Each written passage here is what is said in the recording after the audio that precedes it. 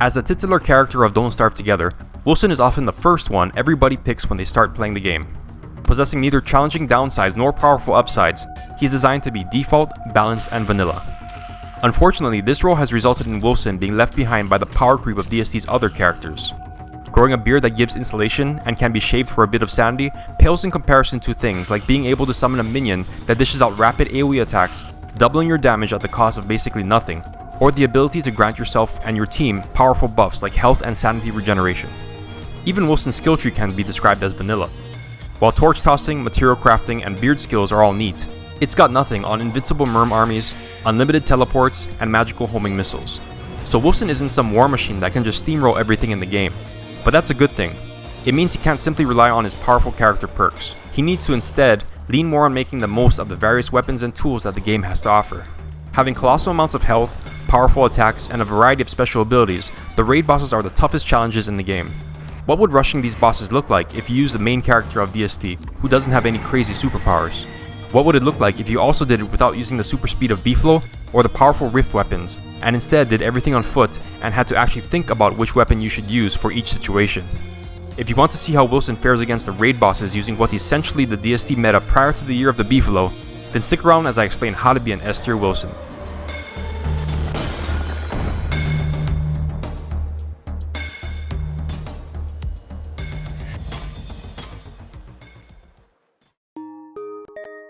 Before I get into the run, let's go over Wilson's skill tree. As a balanced character of DST, Wilson's stats are standard across the board. He has 150 health, 150 hunger, and 200 sanity. His sanity also drains at the standard 1x rate, and he has a 1x damage multiplier. For the longest time, his one special ability was that his beard would grow, providing him 3 levels of boosted insulation, as well as sanity and beard hair when shaved. Wilson's skill tree gave him a bunch of skills that increases the effectiveness of his beard. Beard Insulation 1, 2, and 3 increase the thermal insulation of Wilson's beard by 20, 40, and 70% respectively. Insulation isn't really a big issue, considering thermal stones combined with lighting a tree on fire or using the Star Caller staff will keep Wilson warm with relative ease, so I don't select any of these. Neither do I use any of the beard growth skills, since the only advantages a faster growing beard provides is more sanity and beard hair from shaving it. The amount of sanity regained from shaving more often is inconsequential to the other methods of sanity gain, like using the Bee Queen crown, eating sanity for food, and fighting nightmares. And once the Bone Helm is acquired, you can rapidly restore your sanity at any time, and get tons of nightmare fuel in the process, by fighting crawling horrors and terror beaks.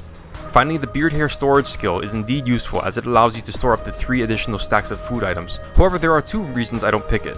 The first is that it requires you to burn skill points on at least 3 other beard skills. The second is that I just don't like the way bearded Wilson looks. Without his beard, Wilson looks like the handsome scientist that we all know as the face of DST. With his beard, especially his maxed out beard, he looks like a hobo. So while beneficial, the 3 extra food slots are in my opinion not worth the trouble. The skills of the alchemy branch are a different story. The first transmutation skill lets Wilson turn 1 log into 2 twigs, or 3 twigs into 1 log. Making a single log out of 3 twigs isn't the best use of resources, but converting 1 log into 2 twigs is incredibly useful, as it means you can get 10 twigs from a single fully grown tree. This skill alone makes Wilson probably the best character for taming Beefalo, since a mere 6 logs gives enough twigs to keep his Beefalo fed for an entire game day. All the transmute ore skills have their uses, but I only select the first level since neither gold nor niter are particularly difficult to obtain, nor will I find myself with an excess amount of either. Same is true for the cutstone, marble, and moon rocks. All the materials are useful, but unless you've got an excess amount of one, there's no reason to convert them. On the other hand, Transmute Ore 1 is useful simply because you typically need way more rocks than you do flint, therefore turning your excess flint into rocks can be a time saver.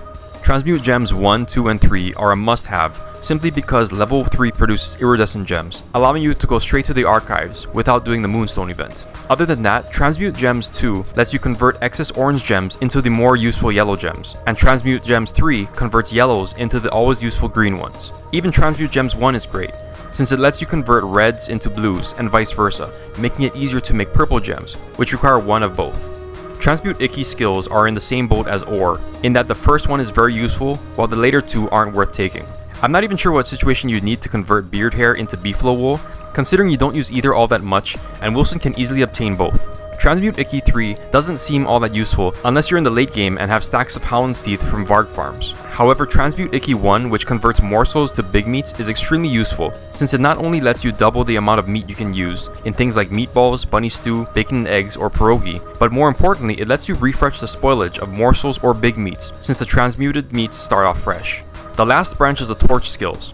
One side increases the duration of torches, maxing out at almost 2 minutes of burn time. The other buffs the light radius to the point that it competes with things like lanterns and miner's hats. The torch toss skill lets Wilson toss his torches on the ground, where it will continue to illuminate the area until it's picked up or burns out. Torches are great for early game, but they hardly have any uses once the player gets their hands on Alchemy Engine tier light sources. However, since I'm not using any of the beard skills, there's nowhere else for me to spend all my points. Finally, we get to the affinity skills, which are essentially just more transmutations, except this time it's Nightmare Fuel, Pure Horror, and Dreadstone on the shadow side, while we have Pure Brilliance and Charged Moonglass on the lunar side. I don't really use the transmutations all that much, so I go with lunar since it also makes Wilson deal 10% more damage against Shadowline creatures, and I'll be fighting much more of those than the lunar ones. Now that we've got Wilson's skills out of the way, the last thing to go over is the purpose of this run, because Wes is basically a weaker version of Wilson, and I already did a boss rush with Wes about a year ago. In that run, I used Void Gear to maximize my damage and B-Flow to maximize my speed. However, neither were always available options in DST. B-Flow were only widely recognized as a much faster walking cane in the past few years. Before that, and especially before the year of the B-Flow, players typically got around the map on foot. The same is true about the Rift weapons like the Shadow Reaper and Void Cowl. Before they became the objectively strongest weapons in the game, players had to cycle between things like Hambats, Dark Swords, Thulecite Clubs, and Glass Cutters. In this run, I wanted to see how well Wilson fares against the raid bosses without the powerful and cheap damage of post-Rift weapons, and without the ridiculous speed of B-Flow. Therefore, I will be limiting my arsenal to whatever was in the game before the Rift content was introduced, and will only be using B-Flow to transport heavy objects like the Lunar Altar parts and Shadow Pieces. To further add a little spice to the run, I will incorporate an additional rule that says I cannot use the exact same loadout against more than one raid boss. So instead of using Hambats, football helmets, and pierogies against everything, I'm going to have to try out different combinations of armor, weapons, and healing items. So with that out of the way, let's finally get into the run. After ensuring all the right skills are picked and selecting Wilson's Triumphant skin, I spawned into the world and started gathering the usual materials consisting of grass, twigs, and flint. The starter biome of this world contains saplings, regular berry bushes, and grass tufts on all kinds of different turf, which indicates that we didn't get any of the variant resources like juicy berries, grass geckos, or twiggy trees. For boss rushes, it's generally better to get the variant resources since they're more efficient if you are spending a bunch of time running around the map. In addition to getting the starter resources, I explore any wormholes that I come across, the first one which was a screen away from spawn. This one didn't take me all that far away, but it did reveal the location of one of the forests as well as the ponds biome. After collecting more resources and traveling back to spawn, I headed to the Mosaic biome where I mined a bunch of boulders for rocks, flint, and gold. I also spent some time getting moon rocks since I won't be getting any from the Moonstone event, and I'll need a bunch for Pearl. I don't fight the tall birds because although they drop 2 big meats, each have 800 HP, deal 50 damage, and the best weapon I can craft is a regular axe. I will eventually need big meats for a Hambat, but that's days away from now, so I bank on finding other more convenient sources of meat. Plus, if you leave tall birds alone, they'll eventually produce tall bird eggs, which can be converted into one of the best crockpot dishes in the game. When night fell, I crafted a torch and utilized the torch toss ability to continue mining despite the darkness. Not really a game changer, but might as well give props to Wilson's skill tree even when it makes a slight difference. I also mined regular boulders for Niter, since unlike all my other runs, I want to eventually craft a salt lick in order to keep my Beefalo's domestication from falling while I'm out adventuring. The next day, I headed out of the Mosaic with all the minerals I needed and chopped down 2 fully grown trees in order to craft a science machine. I then used science to prototype a backpack, shovel, Beefalo bell, and a razor, hammered it to get back the materials, and then headed out to explore the rest of the world. In our usual run, I would have started searching for Beefalo at this point, however since I'm only using them to move heavy objects, I don't really need them until much later. However, if I do find them, it is beneficial to bind them to the Beefalo bell now, instead of having to make an additional trip later. Since I found one of the forest biomes earlier, I headed that way through the ponds. While making the trek, I found the Eyebone granting me access to Chester. Chester is very important for these kinds of Beefalo-less runs, since you're going to have to give up your backpack if you want to utilize the extra speed of the Magi, and when you're not using a Magi, you're disincentivized from using the piggyback since it slows you down. Anyway, the reason I want to go to the forest is because I need to find a totally normal tree, since I want at least 2 living logs for the ruins. Forests also contain spiders that I can kill for silk, as well as pig houses that I'll want for Hambats. After failing to find any totally normal trees in the forest past the ponds, I decided to follow the brick path back, since chances are that it'll at least lead me to a bunch of pig houses. The path took me back to spawn, through the beefalo savanna, and into a second forest.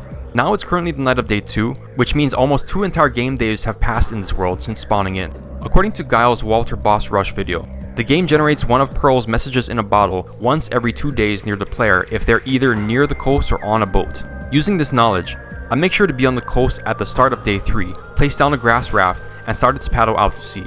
Sure enough, after a few seconds of paddling, a bottle appeared in the direction I was going. So remember, if you're ever doing a boss rush that includes Celestial Champion, one way to remove message and a bottle RNG from the equation is to not go into the caves for the first 2 days and paddle from shore out to sea at the start of day 3. After getting the bottle, I paddled back to land and continued on my quest, where I hammered pig houses, got more silk, hammered more pig houses, and eventually found my living logs from a totally normal tree in the Moonstone Forest. All the while, I've been collecting the usual saplings and grass tufts to be replanted at where I set up base. I decided to craft another science machine so I could pre-craft an alchemy engine and turn my silk into a bug net. I need the bug net to catch fireflies, and the deciduous biomes are infested with them.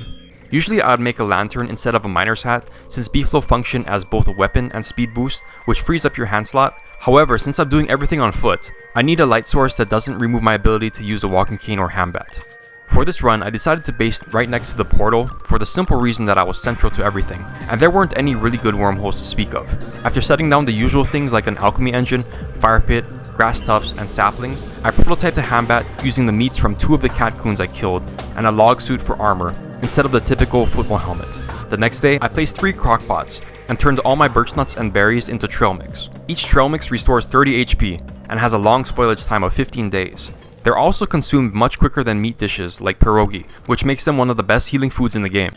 With the miner's hat as my light source, log suits for armor, handbat for weaponry, and trail mix for healing, I was finally ready to go to the caves. After heading down, I noticed that I was running low on twigs, so I chopped a fully grown tree and converted 4 logs into 8 twigs. Then I headed into the adjacent biome, which happened to be the red mushroom forest. I got pretty lucky here, since this red mushroom biome happened to have a ton of stalagmites, meaning I didn't have to go searching for the more dangerous stalagmite biome for fossil pieces. After finding the muddy biome, I continued to pick light bulbs until I had a full stack and eventually stumbled upon my main cave objective, which was the wilds and ruins. Since I entered during the calm phase, I didn't have to deal with shadow spelunkies or nightmare creatures, so I made a beeline for the middle of the biome, which eventually led me past the lichen fields, through the slurpers, monkey pods, and banana trees, and into one of the ruins branches. I noticed one of the monkeys was following me. This isn't good since, if I have to use a log suit, the monkey will steal things from my backpack. So I cornered and quickly dispatched it with a few swings of the handbat. Unfortunately, another monkey saw the murder and tried to sling poop as revenge, so I gave him the corner treatment as well. I then searched the ruins branch and mined whatever statues I came across. I ended up mining so many statues that I got one of each type of gem, allowing me to combine them all to make the iridescent gem for the archives. With one of my goals out of the way, I started to focus on my main goal, which is to find the labyrinth and defeat the ancient guardian. However, after crafting the Thulosite medallion which revealed its location, it turns out that I was in the wrong branch. So I headed back to the monkeys, except since it was now nightmare phase, they were all in their hostile shadow spelunky forms. This was actually a good thing, since they not only dropped nightmare fuel 50% of the time, but they also dropped morsels. I actually forgot to bring extra big meats for a fresh handbat, so I just got a bunch of morsels from shadow spelunkies so I could turn them into big meats using Transmute Icky 1. I also fought a bunch of nightmare creatures along the way for fuel. I brought a second log suit with me in order to use it for animation cancelling. While wearing one log suit, I right click on the second one in my inventory as soon as Wilson's attack animation lands.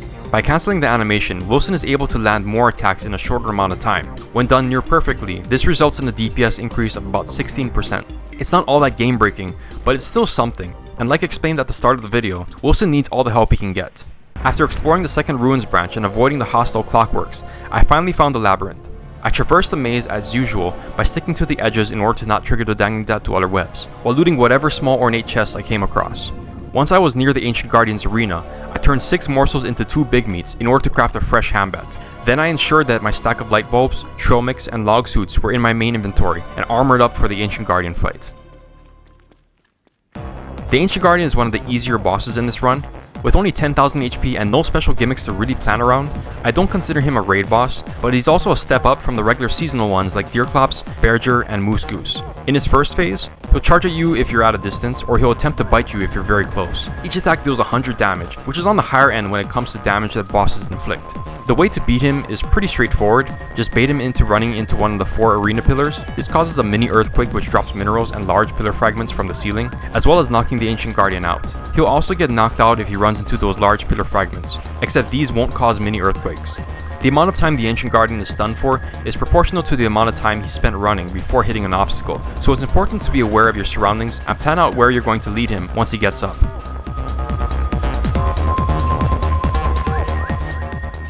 Once the Ancient Guardian's HP drops below 6,000, he enters into his second phase, where he begins to spawn shadow tentacles at random and gains a jump attack. The jump attack can be easily avoided with even regular foot speed. The shadow tentacles are the real problem, because with all the debris that tends to clutter the arena, plus the limited visibility of darkness, and AG's body blocking your ability to see, they can sometimes land a surprise hit on you, even if you're aware of the danger. Each tentacle deals 60 damage per hit and hits multiple times. If you're unlucky, you can get stunlocked to death if a bunch of these spawn near each other. One positive of Phase 2 AG is that the boss becomes shadow aligned, which means Lunar Aligned Wilson deals 10% more damage, bumping his Hambat up to 65 damage per hit.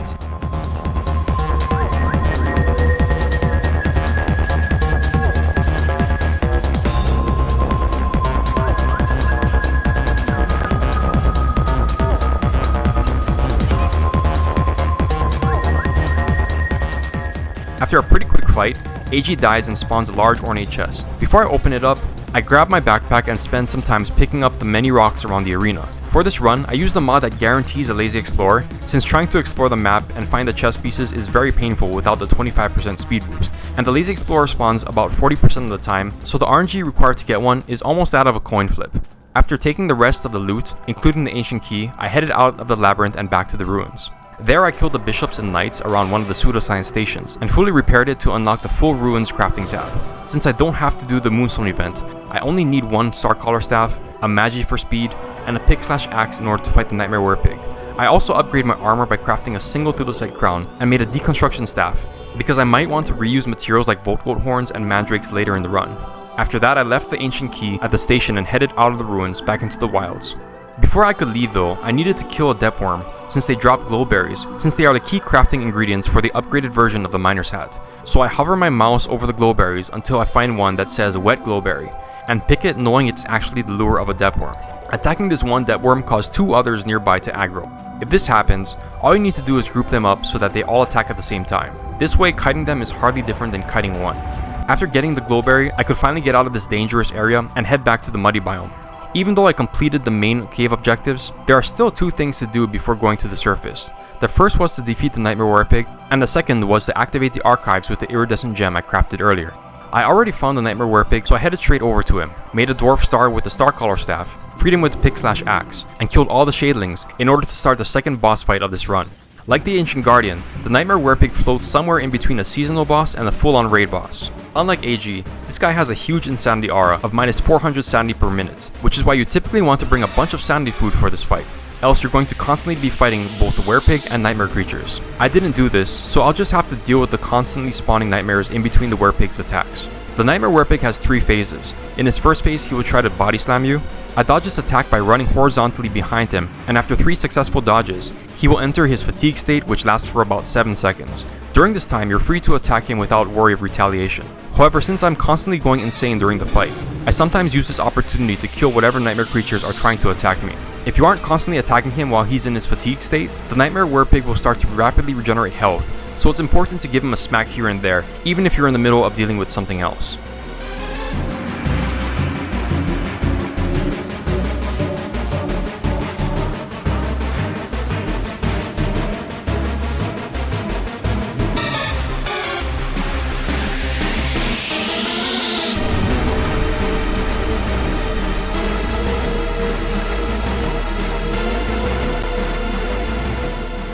Once the Nightmare Werepig's health drops below 5,000, he enters his second phase, where he almost exclusively uses his highly telegraphed smash attack. Like usual, I lure him into smashing the pillars, and then continue to engage him. The craters he makes will significantly slow the player down, so I make sure to position myself so that I'm not surrounded by too many when I'm trying to kite.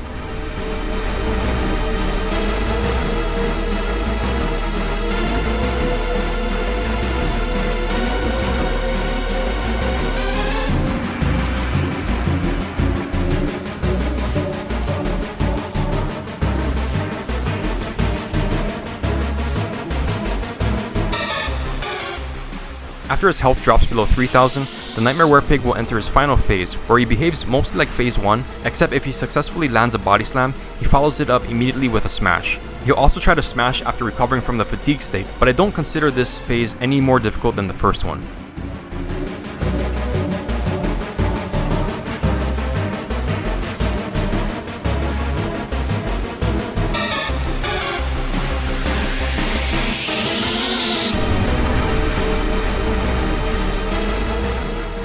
After the boss throws his arms up in defeat, he drops 4 Dreadstone related blueprints and a bunch of pure Har. I then combined the Har with the Dreadstone I got from the pillars to make one of my favorite head armors in the game, the Dreadstone Helm. With this, I just have one more thing to do in the caves. However, I noticed that it was day 11 already, which meant tonight there would be a full moon. The full moon is the only opportunity I have to get Glommer, and Glommer is important for this run because he produces Glommer's goop. However, it takes Glommer 2 to 4 days to produce one of these, so it's important that I get him as early in the run as possible in order to start accumulating the goop. Anyways, after picking Glommer's flower and dropping him off at base, I headed back to the caves and activated the archives. Another benefit of making a stop at base was that I could drop my backpack and utilize the speed increase of the Magi for the entire trip. Since I hadn't found the Blue Mush Tree Forest yet, I decided to explore the second cave entrance near base, and sure enough it was right next to where I wanted to be. I sped through the blue cap trees and into the Lunar Grotto. Instead of immediately going to the archives, I killed some mush gnomes along the way, because I need as many living logs as I can get. Later I found the entrance to the archives and mined my way through the boulders. After socketing the iridescent gem to activate the archives, I got the forgotten knowledge from the Hourglass Toilet to obtain the Astro Detector blueprint, unlocked it at the archive puzzle room, got materials for 2 Astro Detectors by mining statues, and exited the archives. Once back at the Lunar Grotto, I made sure to unequip the Dreadstone helm that I was wearing, since greater gestalts were swarming all over the place, and they'll target you if you're wearing high tier shadow gear. At the surface, it was already the end of day 13, so I started to use the Astro Detectors to find the Celestial Sanctum pieces, since it's much easier to do this now than during winter when the ground is covered in white.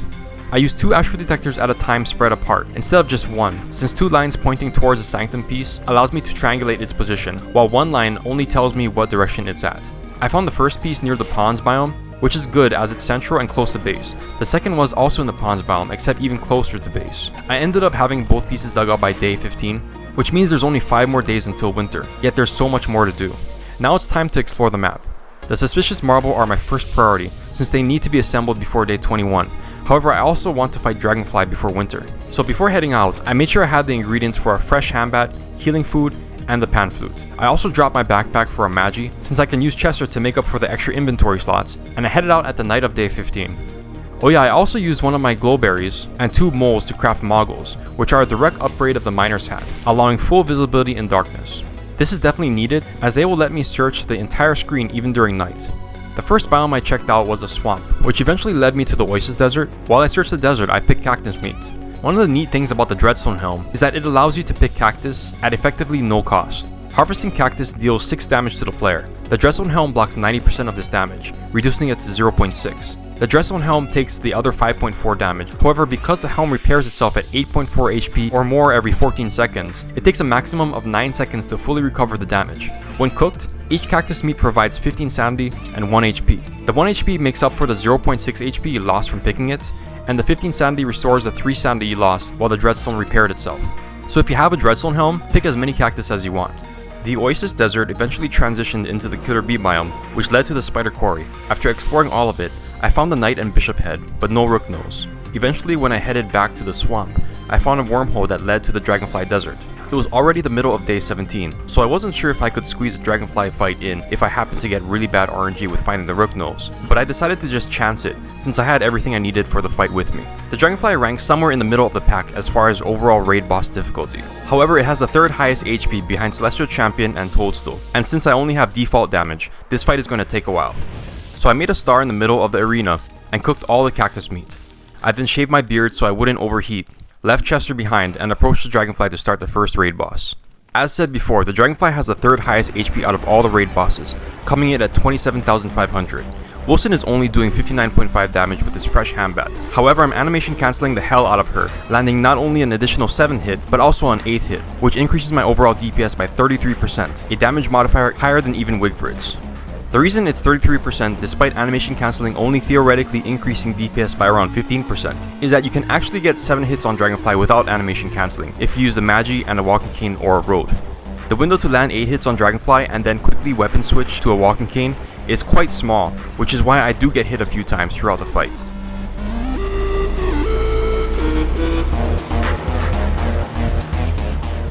Once Dragonfly's HP drops to 22,000, she flies to her lava ponds to spawn lava. With a fresh handbat, Wilson can kill them in 9 hits, and using animation cancelling, you can land all 9 hits in between one of the lava's attacks. However, sometimes Dragonfly double spawns them, or spawns them too quickly. In those cases, I stop trying to kill them, and instead attack Dragonfly itself to get a little extra damage in.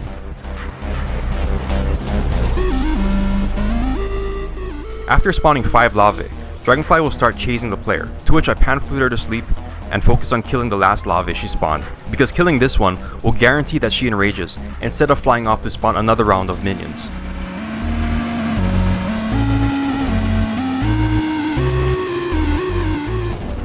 I use the pan-flute to shut off her enraged state and start fighting and kiting her again. As I kite her, I slowly lead her to the road, because the road gives an additional 30% speed increase. With this increase, I don't even have to weapon switch every time to my Lazy Explorer, which makes kiting Dragonfly much easier.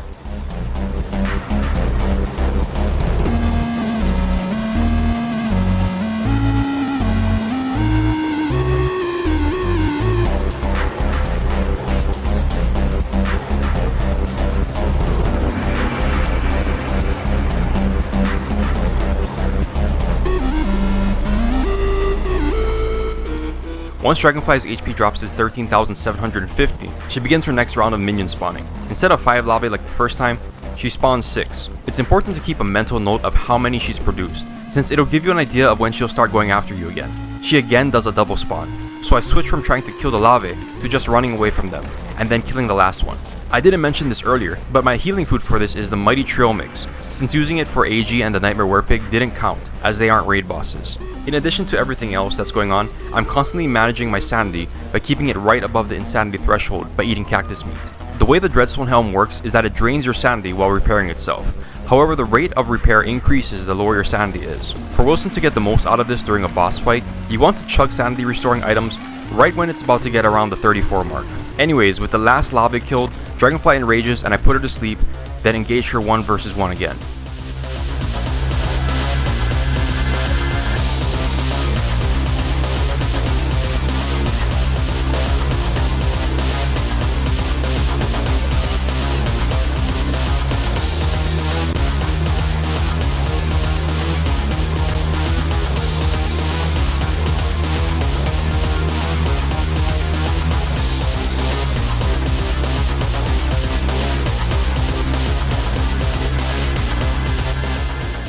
After her health drops to the last threshold, she flies off to make her last batch of lava. This time it will be 7 total. However, you may have noticed hounds appearing on the edge of the screen throughout the fight. This is because I was in a rush and didn't take the time to clear out the hound mounts, which is something you should always do, else you're going to get a bunch of unwanted interference. Instead, I opted to try and keep the fight away from where the hounds were. Unfortunately, Dragonfly decided to spawn some lava near them, which caused 3 or 4 to get lured over. This in turn made the fight more hectic, and resulted in me taking a bunch of extra hits because they messed with my timing.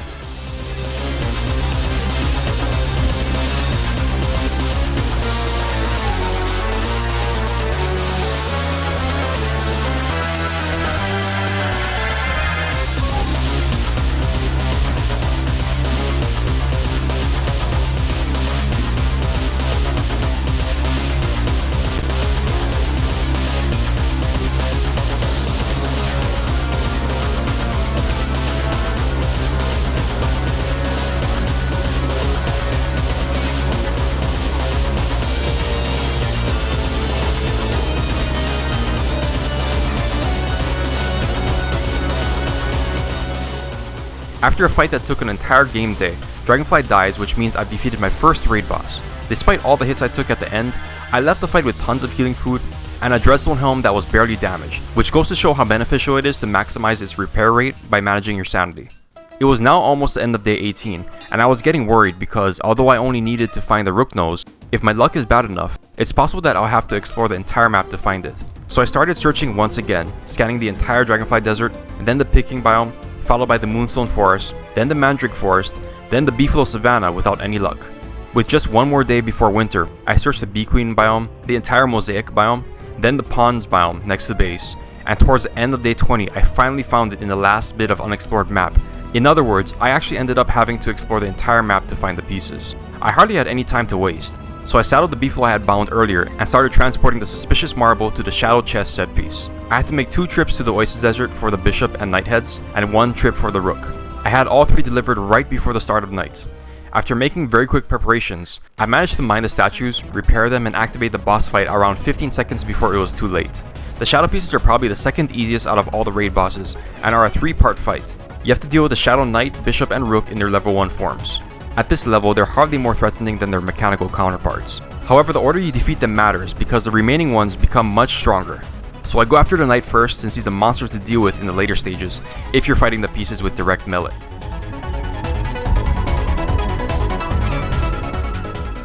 After the Knight is defeated, the Rook and Bishop level up to 2. At this point, the game starts playing boss music and the Epic Healthbar mod displays, confirming that both are now legitimate boss tier enemies. The Rook will try to teleport onto you and bite you at the same time. At level 2, this can be dodged with just the speed of the Magi and Lazy Explorer.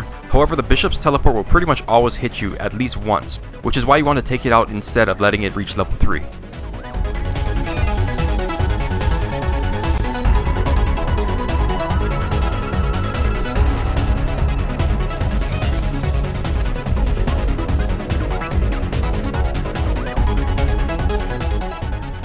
After the level 2 Bishop is defeated, the Rook levels up to 3. He does the same attack he's been doing this entire time, except he moves faster, hits harder, and has a much larger range. The Lazy Explorer and Magi don't provide enough speed to dodge this attack. However, with the 30% speed boost of the nearby road, Wilson can consistently avoid it as long as I don't make any big blunders. With animation cancelling, I can typically get 9 hits on the Rook in between teleports, and thanks to my lunar alignment, I'm dealing 65 damage per hit instead of the usual 59. Since I had to rush to get to the fight, I started it at about half sanity and without any sanity food, which means I'm sort of in a race against time considering the Dreadstone Helm is heavily draining my reserves, and nightmare creatures can really interfere with my ability to dodge. I attempted to sort of mitigate the drain by trying to position myself under the Dwarf Star, but eventually I ended up going insane and have to fight nightmare creatures as well as a Rook.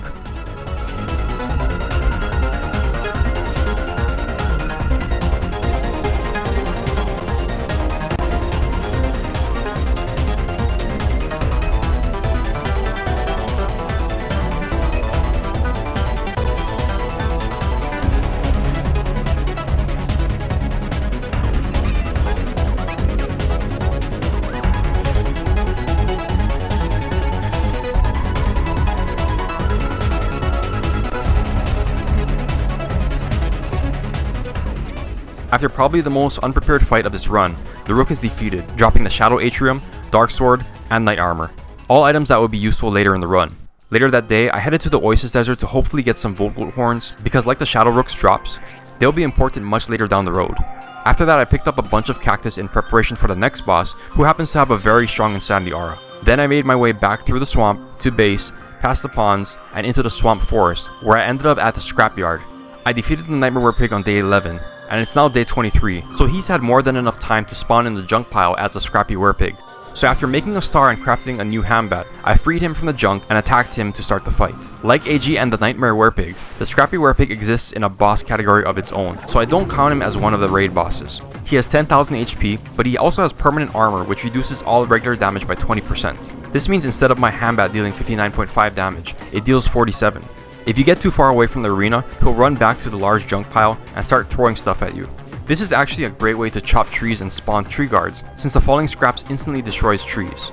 The best way to do this is to plant a bunch of trees near the fight beforehand and just bait out his throws. Unfortunately, no tree guards ended up spawning, but I was left with a ton of logs that I could later collect and turn into boards. If you're not too far from the arena, the Scrappy Werepig normally has 2 attacks. The first one he's using in this fight is a shoulder charge. He can do this until he hits something with the charge 3 times. After that, the cone on his shoulder breaks and he has to rummage through the large junk pile for a new one. The second attack is a club swing. After obtaining a club, he'll run towards you and do a swing with a very wide arc. If he hits something with the swing 3 times, the club will break and he'll have to rummage through the large junk pile again for a weapon. All of his attacks will knock you on your butt if they connect, which makes getting hit feel 10 times more awful than usual.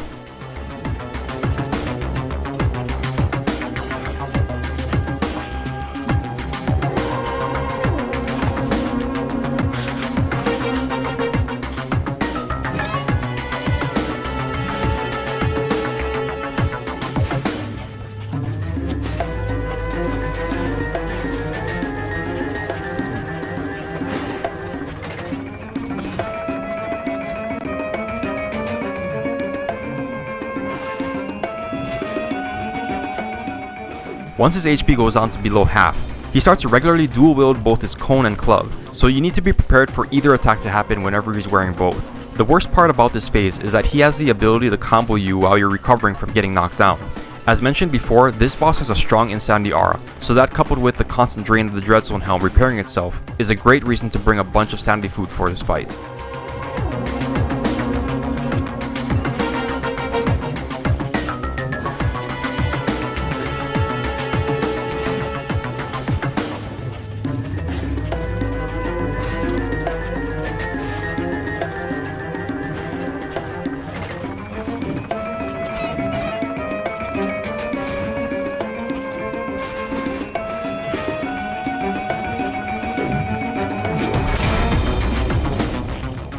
After the Scrappy Werepig is defeated, he drops a Horizon Expandinator, one auto-mechanic, and a bunch of scrap. I spend the next couple of minutes picking up all the logs from the felled trees, getting the 8 scrap I'll eventually need to summon Celestial Champion, and I brought a repaired Warbot back. I also got the terrarium from the burned pig house set piece, although it would be quite a while before I ended up activating it. Back at base, I built a think tank and then a boat kit, because the next stop was Lunar Island. Since I'll be moving the heavy celestial altar pieces around, I also brought my beefalo for the trip, and used the astral detector in order to locate the island, since it points to the celestial altar pieces once the sanctums are dug up.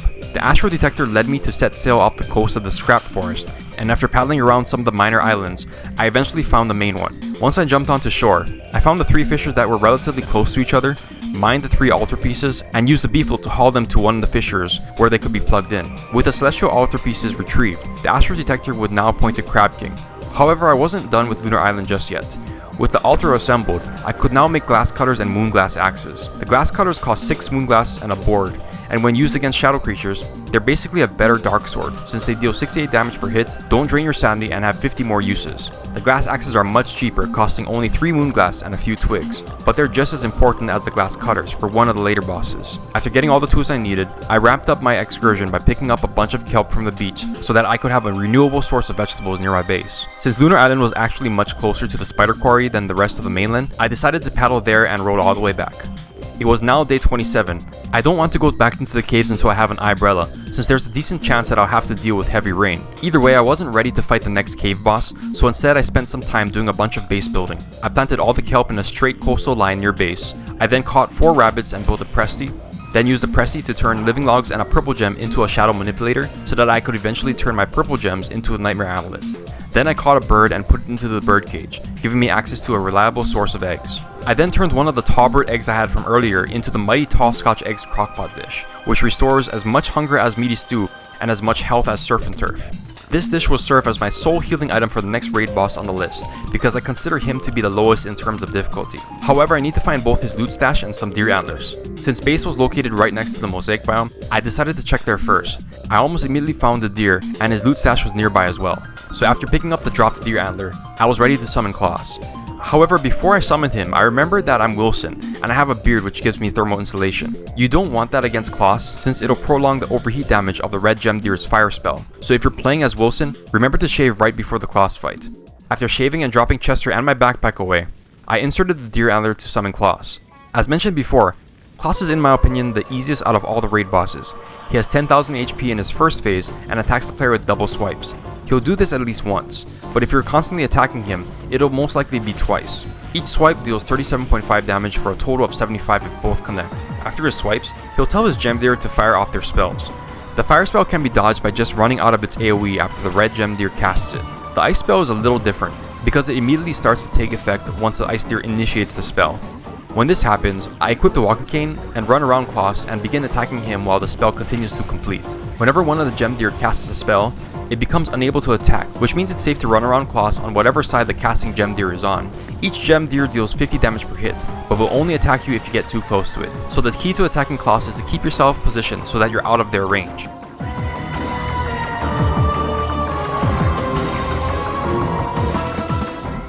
Once Klaus's HP drops to 5,000, he spawns 2 Krampus. The Krampus are kited sort of like how the Depworms were. By getting them to group up and attack at the same time, they become no more difficult than kiting one Krampus, which is done by attacking once and then dodging over and over again.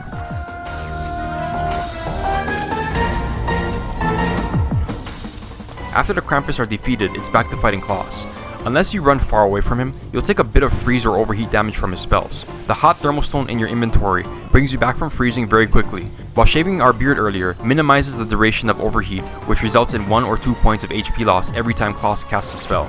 Because of this, the single toss Scotch eggs should be enough healing to get me through the fight.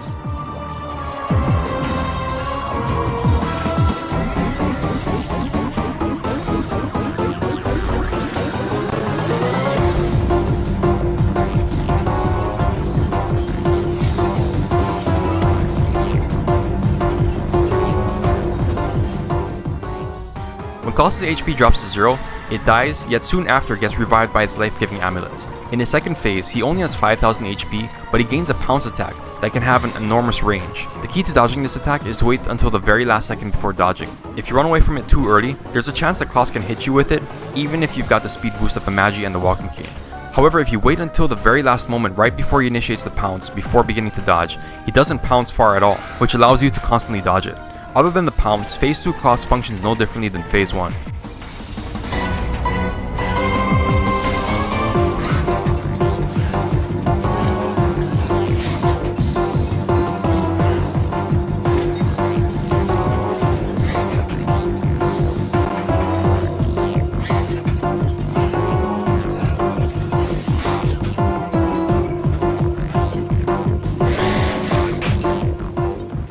After a 4-minute fight, Klaus is defeated, dropping the key to his loot stash.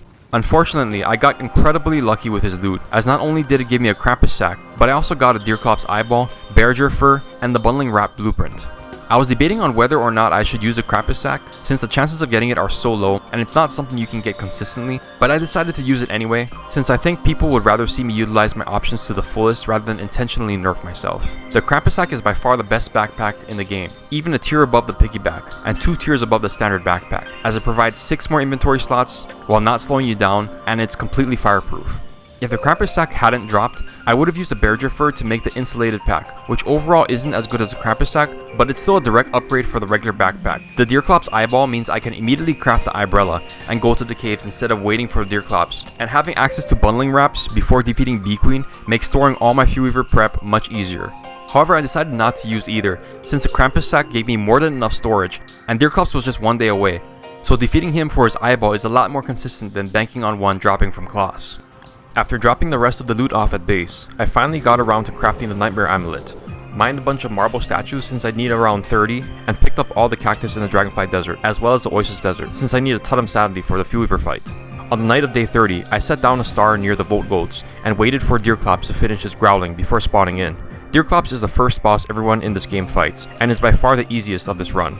He only has 4000 HP and deals 75 damage per hit. His attacks are as slow as Dragonflies, and although their AoE can be dodged by running to the side of them. With animation cancelling, I can get up to 9 hits in between attacks, which makes this brief fight even quicker.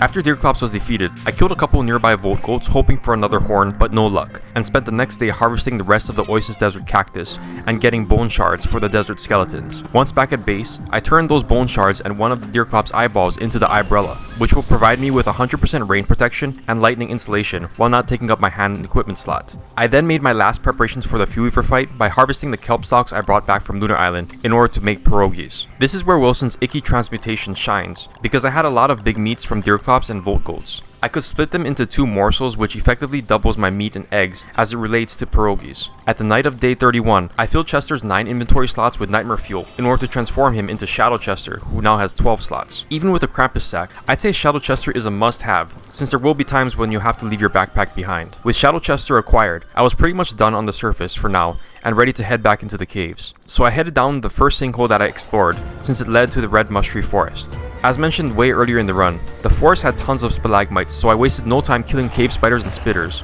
and then mined their homes for fossil fragments. Each stalagmite drops at least 1 fossil fragment, and I'll need a total of 8 to summon Fuelweaver. After obtaining all 8, I headed back to the ruins, while I restored my moggles with the lesser glowberries that I found along the way. It's really important to refill my moggles before going to the ruins, since I'm going to run around armorless, which means I need to see potential threats like shadow spelunkies and clockwork bishops from far away, instead of when they're right in my face. When I got to the wilds, Nightmare phase was just about to begin, so I got out of there before I got swarmed, and arrived at the completed pseudoscience station. There I used construction amulets and thulecite from last time to make 3 thulecite crowns. Then I picked up the ancient key and headed back to the wilds to hopefully locate the atrium bridge. It was now a full nightmare phase, so I had to be very wary of the hordes of shadow spelunkies and nightmare creatures that were running around all over the place. The atrium bridge is a small landmass in the wilds that contains a few lichen, a few light bulbs, and a single sinkhole.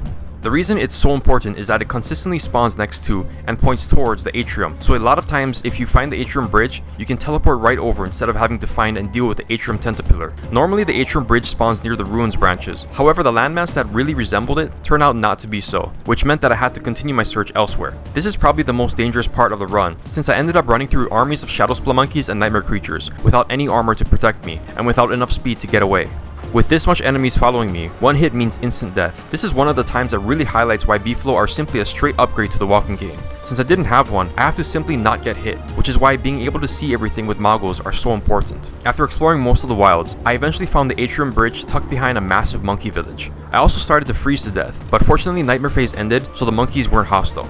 The moggles are equally as important for getting to and around the atrium, since it lets you teleport to places at the edge of your screen, as well as identify really nasty threats like the triple bishop rooms. After getting to the atrium, I made a star for heat and light, built a Fuelweaver skeleton with the 8 fossil pieces, and started cooking all my cactus. Once that was done, I began to organize my inventory by bringing all the items I'd need for the fight into my main, while putting everything else in the Krampus sack. For this fight, I'll be using 4 thulecite crowns for armor, cooked cactus for sanity, a pierogi for healing, and 2 glass cutters for my weaponry. I'll also need lazy explorers for speed and teleports, a magi for even more speed, and the nightmare amulet to deal with the unseen hands. To max out my sanity before the fight, I used the nightmare amulet to summon nightmare creatures, because killing each increases your sanity regardless of whether you're insane or not. After getting my sanity fairly high, I inserted the shadow atrium into the skeleton to summon Fuelweaver. The ancient Fuelweaver is one of the 2 final bosses that must be defeated to activate the rifts, and I also consider him to be the toughest in the game.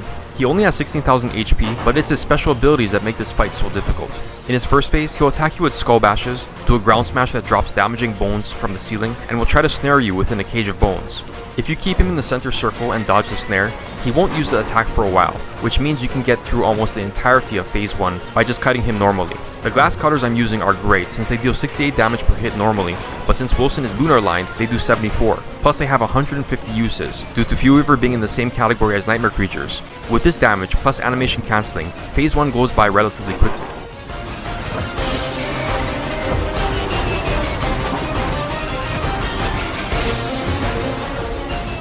Once Fuelweaver uses the snare, and his health is almost at 10,000 HP, I lead him towards the edge of the arena, restore my sanity and attack him to start phase 2.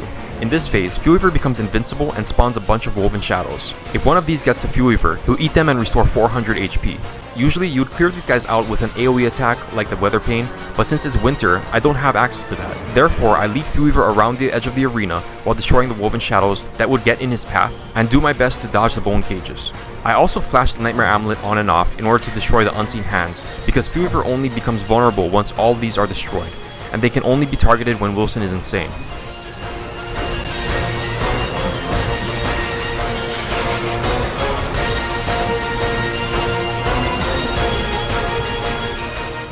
Once he's done a full circle, I bring Fuelweaver into this specific corner and destroy the last unseen hand right before he's about to fire off another bone snare. Then I just animation cancel glass cutter strikes while tanking all of his hits. Since they spend so much time crawling to Fuelweaver, the woven shadows get destroyed by a timeout, which means you don't have to worry about Fuelweaver getting healed by them.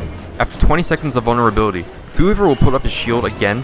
However, you can extend this vulnerability period by equipping the Nightmare Amulet in order to bait him into trying to mind control you. This way I'm able to drop him to 5,600 HP after just one cycle despite my default damage. After Fuelweaver puts up his shield, he will follow it up by summoning another round of Woven Shadows. I use this summoning time to restore my sanity by eating cactus and my HP with pierogi, and then just repeat what I did before by leading him around the arena while destroying the unseen hands and Woven Shadows along the way.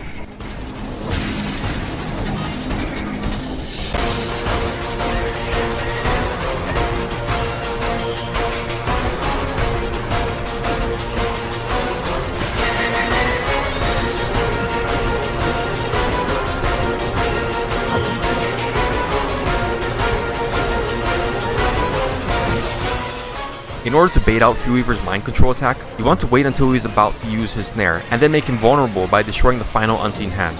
This way his first strike will be a snare, followed by 3 skull bashes, then another snare, followed by 3 more skull bashes. After the second snare, you want to equip the Nightmare Amulet right before Fuelweaver is about to use his third. This should also be around the same time the bones from the snare start to fade away. By doing this, I'm able to deal another 4,000 damage before he becomes invincible.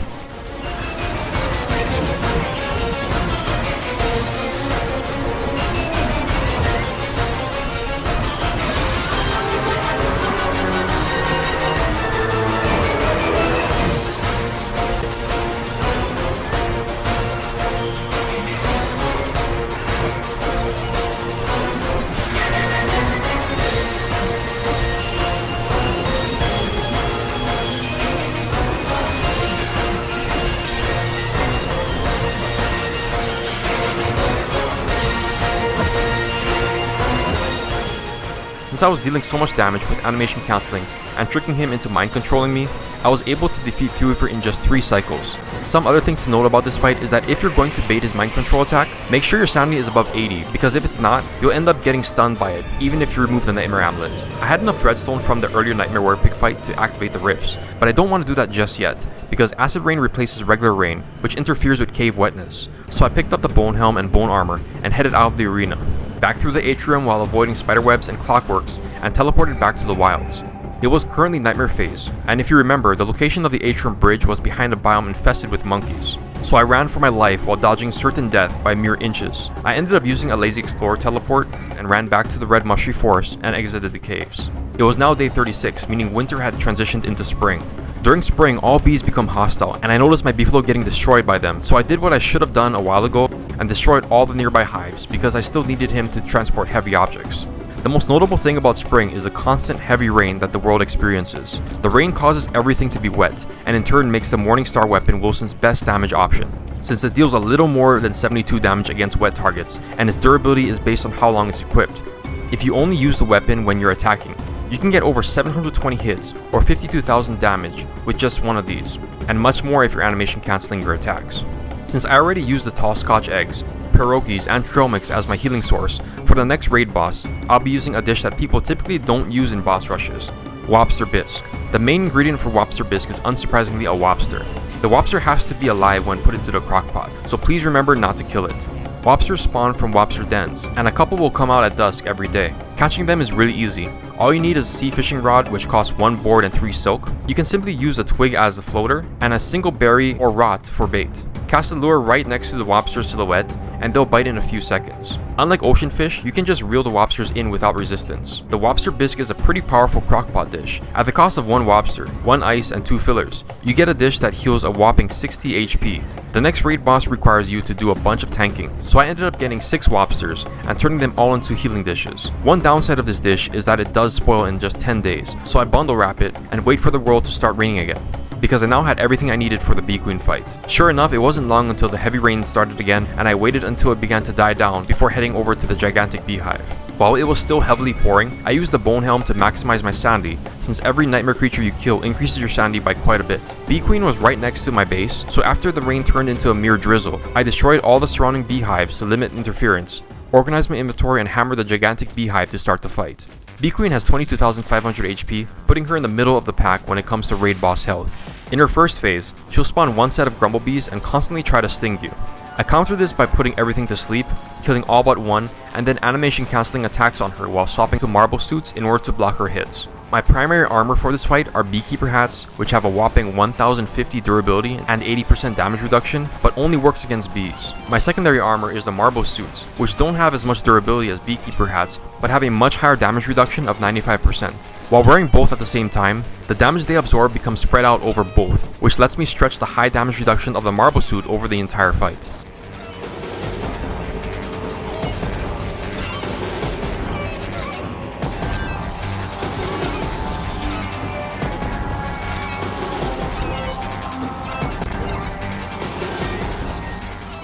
Once Bee Queen's health drops to a quarter, she enters phase 2. In this phase, she spawns 2 batches of Grumblebees, which means I can't just leave one alive and just tank it.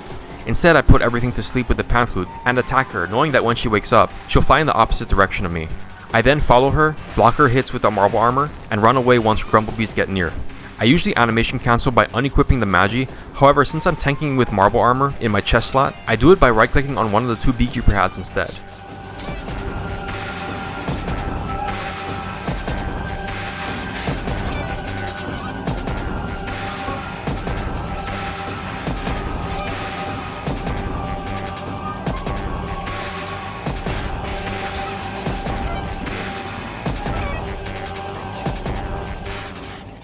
After her health drops to the halfway point, she enters into phase 3, where she will scream at her Grumblebees, which sends them flying at super speed. To counter this, I equip the Lazy Explorer and Magi, and run away from them on the road, and run back to Bee Queen right when she finishes screaming. This adds quite a bit of distance between the Queen and her minions, which means I'm free to tank her 1 vs 1 for a good amount of time. Even though it's been a while since the rain stopped, the world is still wet since it rains so heavily, and the world doesn't dry off all that quickly since it's early spring.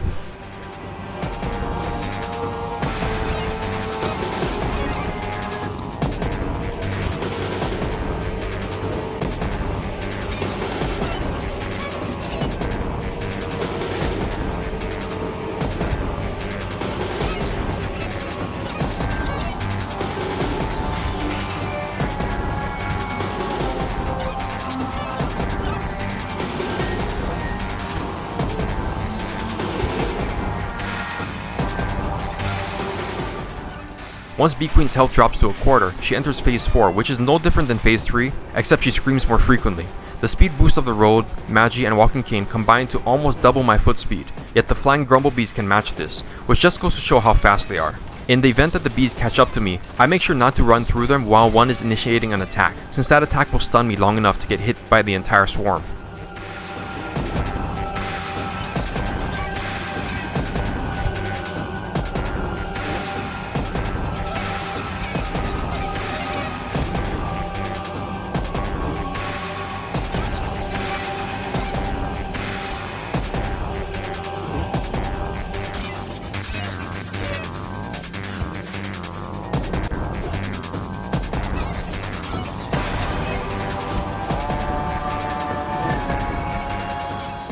After a 6.5 minute fight, the Bee Queen dies, dropping 3 incredibly useful boss drops. After killing the remainder of her Grumblebees, I picked up her loot and headed to base, where I used honey and kelp with her royal jelly to make jelly beans. Jelly beans are probably the best healing food in the game, as they don't spoil, heal 120 HP each, and even characters like Warbot and Varg can use them to their fullest. The inability to spoil is why jelly beans will be my healing source for the next boss on the list, Toadstool.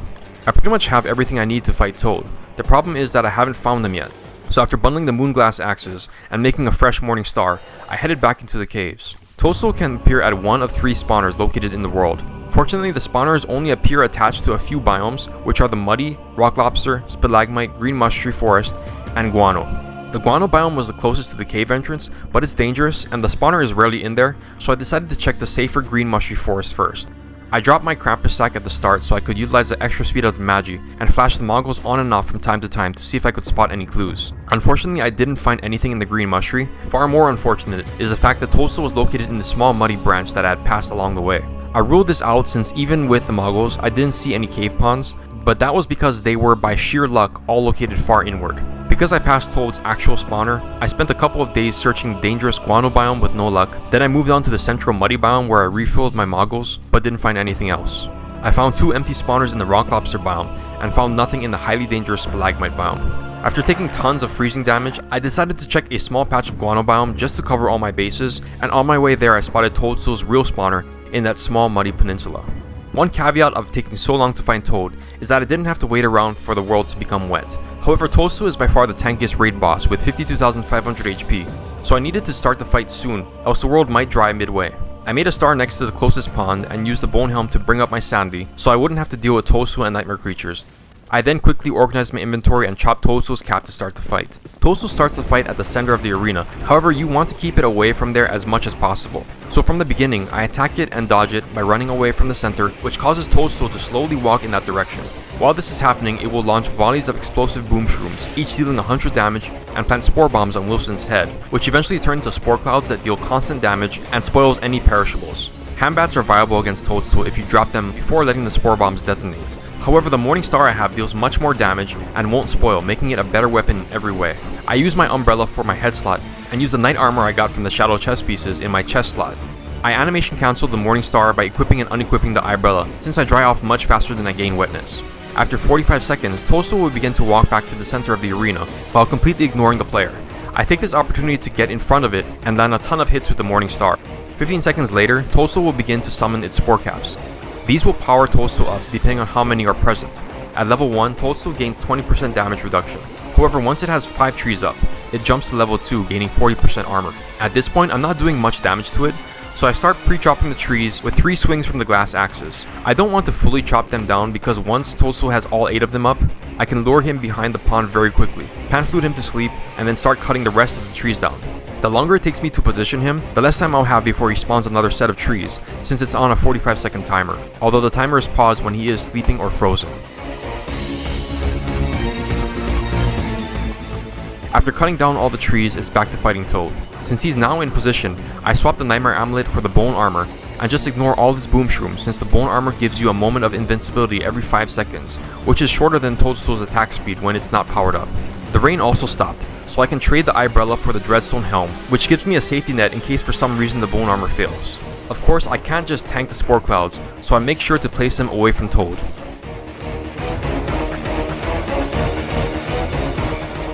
After 45 seconds, Toadstool again starts to walk back to the center before summoning another round of trees. With the high damage of the Morning Star, animation cancelling, and the Bone Armor letting me ignore Toad's attacks, I'm able to drop him to Phase 2 before he can summon his second set of trees. Phase 2 is no different than Phase 1.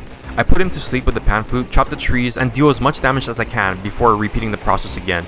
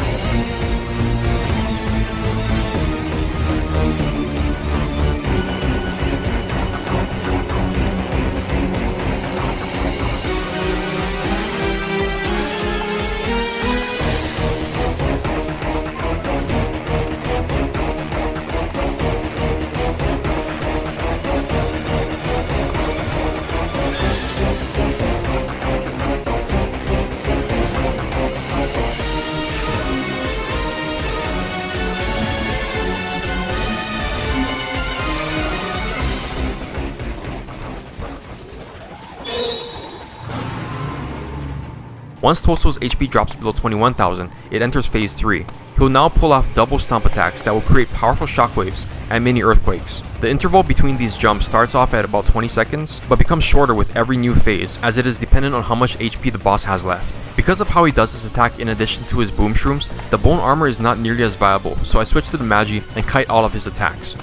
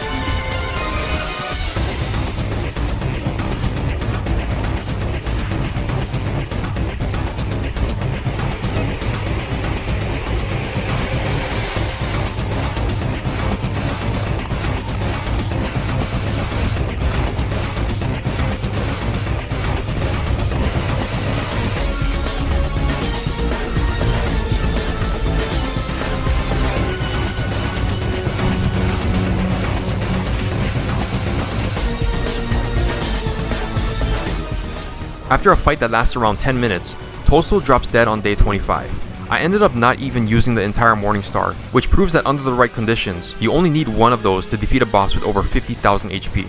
Toadstool doesn't have the best drops, as Mushlights are more of a permanent light, mega base thing, so I took the meats and mushrooms he dropped and headed back to the muddy biome. The Nightmare Werepig was the second boss I defeated in this run, but I want to beat it again, because I needed to eventually farm Scrappy Werepig for scrap and potato. So I used the last of my pick/axe to free him from the pillars, and swap the Bone Helm on to kill the Shadelings. The fight is far easier this time because of one item, the Bee Queen Crown. The crown converts Insanity Auras into Sanity Auras, so even though my Sanity started off just barely above the Insanity threshold, I'm in no danger of going insane. In fact, I end up getting lots of Sanity by standing as close as I can to the Nightmare Werepig whenever he goes into its huffing state. The one downside of using the Bee Queen Crown is that it only blocks 70% of damage, so if I do get hit, it's going to be 3 times as punishing as it was with the Thulosite Crown.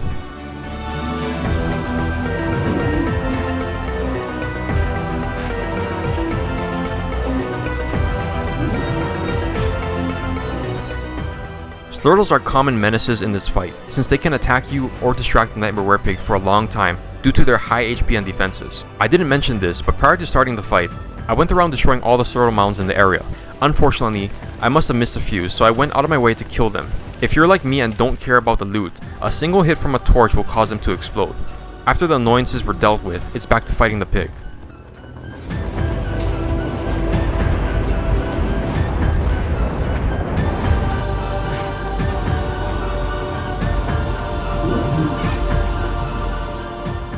After Nightmare Werepig goes down, I walked away with about 100 sanity, 70 more than what I started with.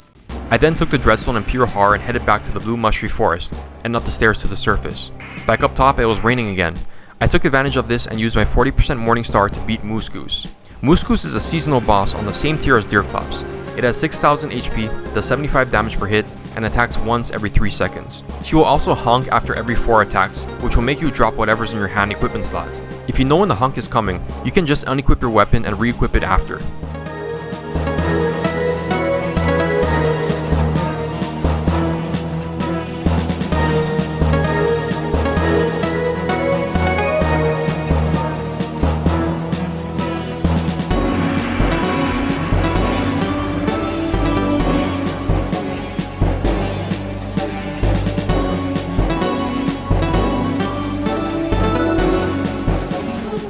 Once Mama Goose is defeated, all her mosslings become hostile and start doing their tornado attacks. I try to bait this out so that all of them do the attack at the same time, and then pick them off one by one.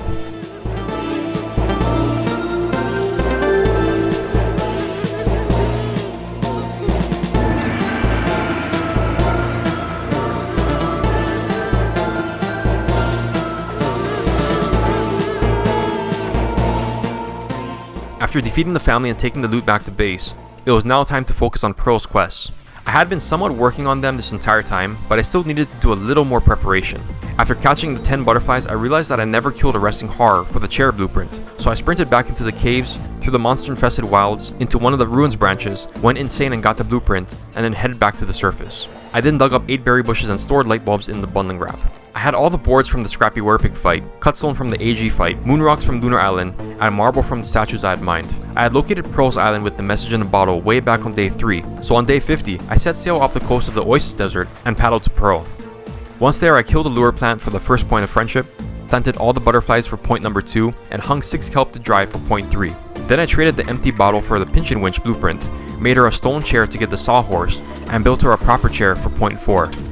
After that, I spent the rest of the day retrieving trash around her island for friendship point number 5. Once that was done, I paddled away from Pearl's Island to embark on possibly the most RNG dependent part of this run, fighting the salt formations. The best way in my opinion is to sail along the coast right where the shallow water ends, because they tend to spawn along the edges rather than in the middle of nowhere. Along the way, I ran into a bunch of icebergs which told me Frostjaw was close by. I also realized that this task would be much easier if I used the Horizon Expandinator that Scrappy Werepig dropped, so I retrieved it at the junkyard and resumed my ocean expedition. I came across more and more Moonquay Island markings, but I didn't need to visit the island at this time. Once it started raining, I headed straight back to Pearl's Island in order to give her the pretty parasol for the 6th point of friendship and then paddled back out to sea. I had a bunch of extra golden rocks, so I built a lightning rod on my grass rafts so I didn't have to worry about my boat getting set on fire. Finally, on day 54, I found the salt formations off the coast of the Mandrake Forest and killed cookie cutters until they dropped 10 shells. Instead of paddling all the way back, I abandoned my raft and just walked there since foot speed is just way faster than paddling. On day 55, I used cookie cutter shells, boards, and firefly to upgrade her house once, then light bulbs, cutstone, and marble to upgrade it once more, and I completed her house tasks with the carpet flooring, moonstones, and rope. I then planted and fertilized the 8 berry bushes for the final point of friendship, to which I was rewarded with Pearl's Pearl. With the most tedious part of the run over, I paddled back to shore and headed to base in order to prepare for one of the more dangerous raid bosses, Crab King. At the time of this run, the personal floater wasn't out yet, so if you make a mistake against Crab King and drown, that was it. You'd have to repeat the fight all over again. The loadout I'm using for Crab King consists of the Thuloside crowns for armor, dark swords for weaponry, and breakfast skillets for healing. Breakfast skillets are good healing foods, as they restore 20 HP and have a long spoilage time. They require 1 egg and 1 point of vegetables, however they often get overlooked for pierogi, since pierogi uses almost the same ingredients, yet provides double the health. However, if your egg supplies are limited, but you have an excess of kelp, then in my opinion the breakfast skillet is a decent alternative. Once I had everything ready for the Crab King fight, I used the astral detector to reveal his location and paddled to it. Once there, I socketed Pearl's Pearl along with every type of gem and then organized my inventory. I had a little shark problem before the start, even taking full damage from its chomps at one point. However, after he swam away, I socketed the final 2 gems to start the Crab King fight. Crab King has 12,000 HP, making him one of the weakest raid bosses. At the start, I just animation canceled Dark Sword swings, while ignoring the claws in order to get him into phase 2 as quickly as possible. Once he starts to push the boat away with his waves, I switch to the driftwood ore and paddle to him so that I can instantly jump onto the ice as soon as it materializes. After that, I put everything to sleep with one use of the pan flute, destroy his ice barrier, and start animation cancelling hits in order to prevent him from healing.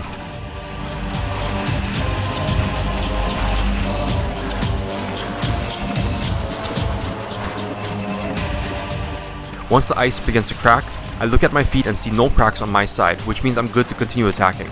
Once cracks do start to form, I run to the edge away from where my first raft was, make a new raft, and hop on. Since I used 2 yellow gems for the fight, the HP of the cannons have increased to the point that they can't be destroyed by simply ramming into them. Therefore, I dispatched them using dark swords, while I waited for the claws to approach.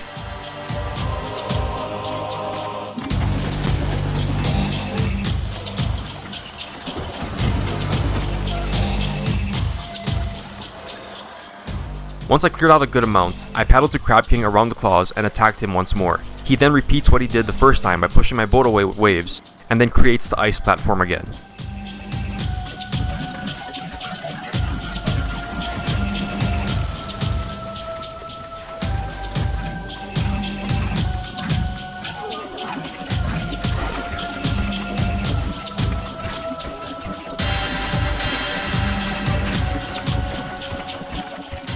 Once the ice begins to break, I again run to the edge that has cannons and place a new raft. You don't want to place a raft where cannons were previously destroyed, since it's possible for the new cannons to instantly destroy the raft when they pop up from the water.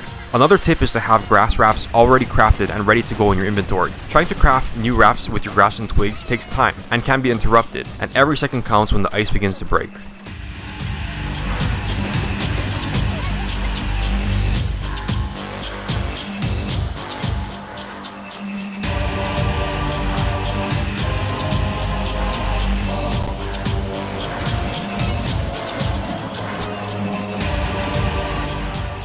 With Crab King's HP in the phase 3 threshold, he now summons a big Crab Knight in addition to his guards.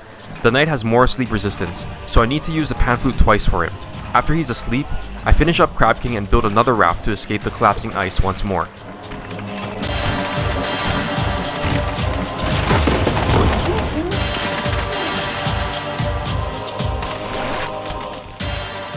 With Crab King defeated, I retrieve the Celestial Tribute with the Pinchin Winch and drop it off at the mainland at the Junkyard Forest. With the Celestial Tribute acquired, I had all the pieces needed to start the Moonstorms. Before I did that though, I headed back to the caves and killed some Mushgnomes to replenish my Dark Sword supplies, and retrieve the Terrarium at base. It was also summer, so I had to refuel my Ice Flingomatic and keep myself cool using Thermal Stones. You don't even need the Endothermic Fire Pit to keep cool during summer. Ice boxes will cool whatever thermal stones are put in them, so you can prevent overheating by swapping out thermal stones when one starts to get warm. Before heading to Lunar to activate the Moonstorms, I did a bit of freshwater fishing at night and turned what I caught into fish sticks, which is another good healing food as it restores 40 HP and its main ingredients are just a fish morsel and a stick. After I got the sticks, I took my beefalo and set sail with the tribute and sanctum pieces off the coast of the Scrappy Forest, and landed on Lunar Island. I then brought all the pieces to the adjacent fissures and waited for the start of the next day before plugging in the tribute in order to activate the Moonstorms. On activation, the entire day turned into the night of a full moon. Using this to our advantage, we can fight the Twins of Terror with full visibility, and in just one sitting since they can only be summoned at night. When the twins spawn in, I panflute both of them to sleep and start attacking Spasmatism while leading it away from Retinazer. Both twins have 10,000 HP and both charge at the player, dealing 125 damage on contact. However, Spasmatism charges faster, while Retinazer tends to spawn more minions. For this reason, I usually attack Spasmatism first, since his phase 2 is harder to dodge and he won't leave the battlefield full of minions that I'll need to avoid.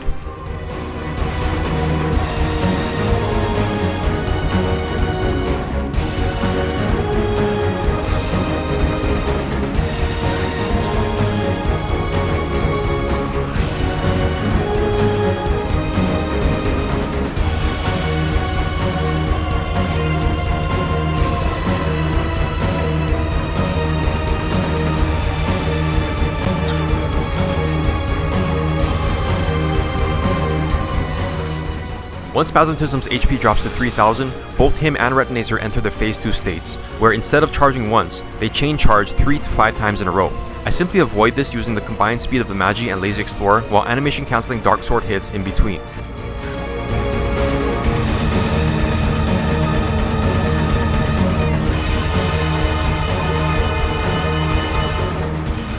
After Spasmatism goes down, it's time to engage Retinazer. As said before, Retinazer has the same move pool as Spasmatism, except it charges slower and spawns more minions.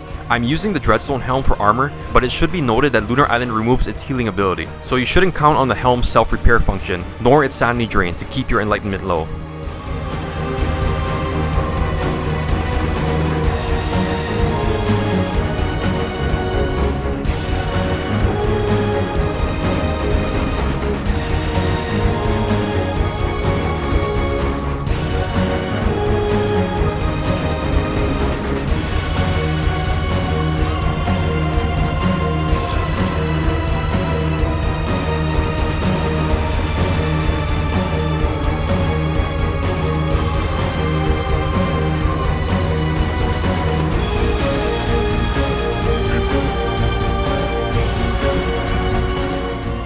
After about 5 minutes, Retinazer goes down, dropping the Shield of Terror, which is honestly a pretty cool item if you're not using Beefalo, since it gives you both an armor and weapon without the sacrifice of the body or head slot, and its 50 damage per hit overcomes common enemy health thresholds pretty nicely. It of course doesn't compare to the top tier weapons like Dark Swords, Glass Cutters, or Morning Stars, but it's really good for day-to-day combat. At this point, I've got only one more raid boss to defeat. I do need to jump through a few hoops in order to summon him though, so I grabbed Chester and my Beefalo and paddled back to the mainland. I didn't realize it until I was there, but I had to pass through the Oasis Desert Sandstorm in order to get back to base. This would have been pretty annoying if I had to pass through on foot. Fortunately, I had my Beefalo with me, and since Beefalo are unaffected by the slowdown of storms, I could rush right through without an issue. After dropping the loot and my Krampus sack off at base, I went to the junkyard in order to free the Scrappy Werepig for the second time. I then stood on the outskirts of the arena and baited him into throwing trash piles over and over again until I rummaged a potato out of one. After that, I went to the Moonstorms and used the potato plus 2 Moonglass to make Astragals, then help Wagstaff with his Restrained Static. This took place right next to Pig King, which makes the event even easier since the pigs automatically target the evil birds as they try to make their way to Wagstaff. So I used the bug net to catch 15 Moongleams, mine 30 charged Moonglass, and got the Restrained Static from Wagstaff on day 66. I then found the meteor that contains the Celestial Orb in the Mosaic and now had everything I needed to summon the champion. After prepping a bit of food and deconstructing some of the Dark Swords for living logs, I headed back to the Lunar Island. Before heading there, I made another icebox on the boat so I could swap out Thermostones during the fight. I then used the Scrap, Moongleams, and Charged Moonglass, Celestial Orb, and Restrained Static to summon the final raid boss.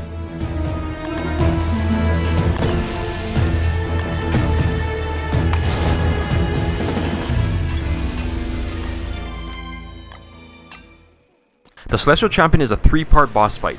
In his first form, he basically has 3 attacks. The first one is where he flops in place, dealing rapid AoE damage. Dodging this one is as simple as getting out of its range before he slams the ground. The rolling attack is sort of like the Twins of Terror charge, where the champion will move at somewhat high speeds towards the player and adjust its trajectory up to 3 times. The thing about this attack is that CC will stop rolling if it hits you, so you can speed up the fight by equipping the bone armor and taking a hit as soon as CC starts rolling. The final attack will summon a bunch of Gestalts that will fly in random directions and put you to sleep on contact. While doing this, CC gains a lot of armor, so it's recommended to just run away once you see your hits aren't doing that much damage. For this fight, I'm using the Bone Helm as my armor, the Thullicite Club as my weapon, the Magi and Bone Armor for my chest slot, and all that Glamour group that has been collecting at my base since day 11. The Bone Helm is incredibly good since it sets your sanity to 0, meaning CC's strong lunacy aura as well as the random gestalts putting you to sleep is a complete non-factor. The Thulecite Club is a great weapon for CC since this boss spends a lot of time in a stationary position, which means the shadow tentacles that spawn will almost always hit. Finally, Glommer Goop is great for CC since it never spoils, heals 50 HP, and its one downside of lowering your sanity by 50 points is actually an upside since you want your sanity as low as possible when on Lunar Island.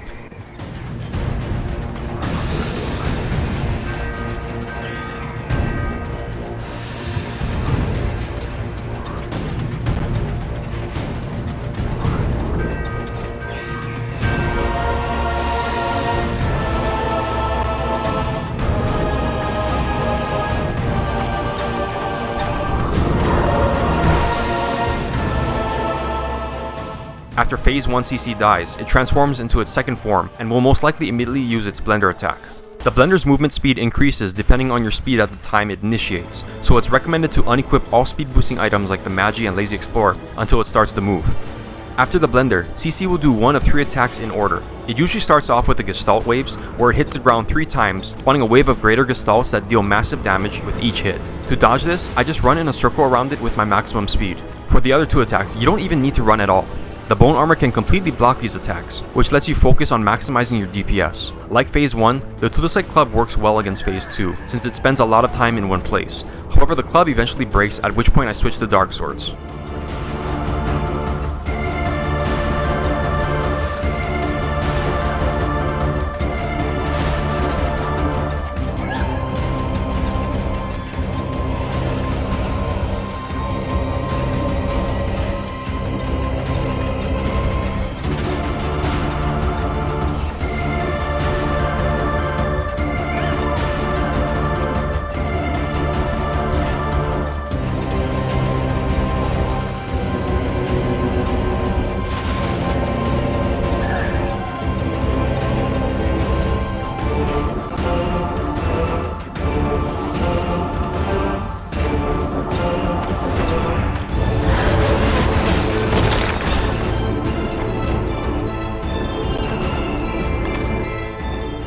Once Phase 2 is drained to 0, it morphs into the Celestial Champion's final and true form. In this phase, he has a bunch of attacks that make him much harder than he was previously. He'll launch snares into the air that, after they've landed, will from time to time emit a light that makes you groggy and can even put you to sleep. If you get too close to CC, it'll use a short-range ground stab attack. If you're mid to long range, it'll fire a triple laser with one of 2 patterns. From time to time, it'll do its Gestalt summoning attack, which will end once you run out of the circle. The most dangerous part of this fight is normally Enlightenment, since being near this guy raises it insanely quickly, and you want to position yourself on its center in order to prevent him from moving with your melee attacks. Getting hit by the lasers also adds to the Enlightenment. With high lunacy, wandering Gestalts will chase you down and try to put you to sleep, and CC Spires create a Gestalt for each that are destroyed by the lasers. This is why defeating Fuelweaver and getting the Bone Helm makes this fight significantly easier, since it sets your lunacy to 0 no matter what.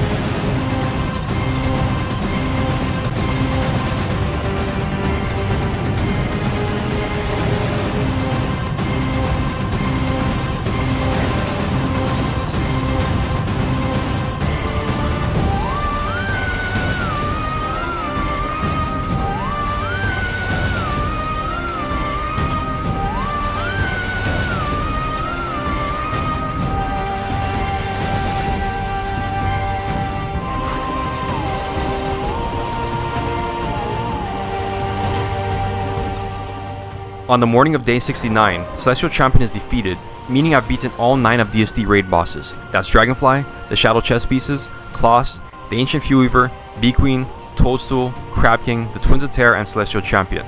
They were all beaten using the main character with a variety of pre-riff weapons, instead of the powerful Shadow Reaper, and without the incredible speed of Beefalo. And that's how to be an S-tier Wilson. However, the run didn't stop there, because DST recently added a new powerful boss to the game, and since we've just activated the Lunar Rifts, we might as well see how Wilson fares against it. When the Celestial Champion is defeated, the entire day will become the night of a new moon. So after getting his loot, I paddled back to the mainland as quickly as possible, ran to my base and threw a couple of torches down so I'd have some light for round 2 of the Shadow Chess Pieces fight. If you take the figure sketches that the Shadow Pieces dropped the first time, you can insert them into the Potter's Wheel and build more statues that will generate the Shadow Pieces if hammered on a new moon. Since I defeated CC, the Celestial Orb now lets me craft the Lunar Tab equipment, so I used some of the moon glass that I got from the CC fight to make 2 glass cutters and hammer the Knight statue to start the fight. I'm using almost the same loadout as the first time I fought them, except this time I'm using glass cutters instead of a handbat. So the fight plays out the same, except it's over sooner.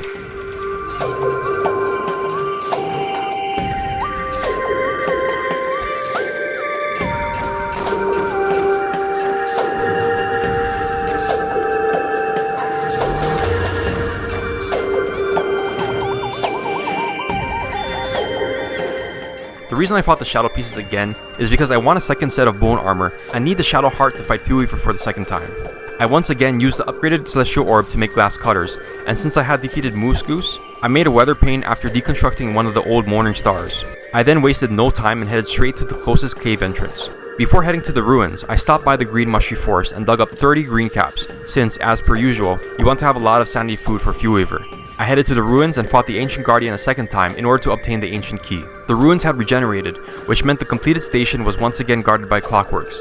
I ended up almost dying to these guys after accidentally taking an unarmored hit from one of the rooks. After letting my health recover a bit from jelly beans, I fed my Shield of Terror a glowberry, which not only restored durability but also caused it to generate light, allowing me to equip my 90% damage reduction Dreadstone helm. After that, I headed to the Ancient Guardian's arena. I didn't have a Starcaller staff, nor did I have any chest slot armor, so for this fight I used a Shield of Terror as both my armor and weapon, while my head slot was used for visibility. The Shield of Terror doesn't deal as much damage as the handbat, however I'm much faster than I was the first time, so even though my DPS was lower than round 1, the fight felt both easier and quicker this time around.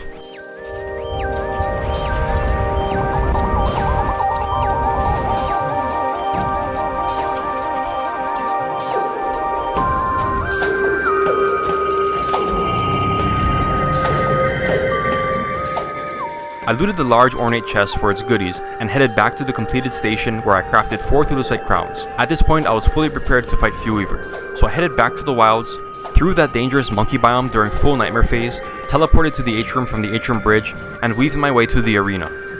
This time around the Fuelweaver fight is much easier since I have Weatherpains, and therefore can just clear out his minions without doing the whole lure and position shenanigans. Phase 1 plays out virtually identical to the first Fuelweaver fight. Just dodge the first bone snare, and he'll go through several cycles of bone spirals before attempting to snare again.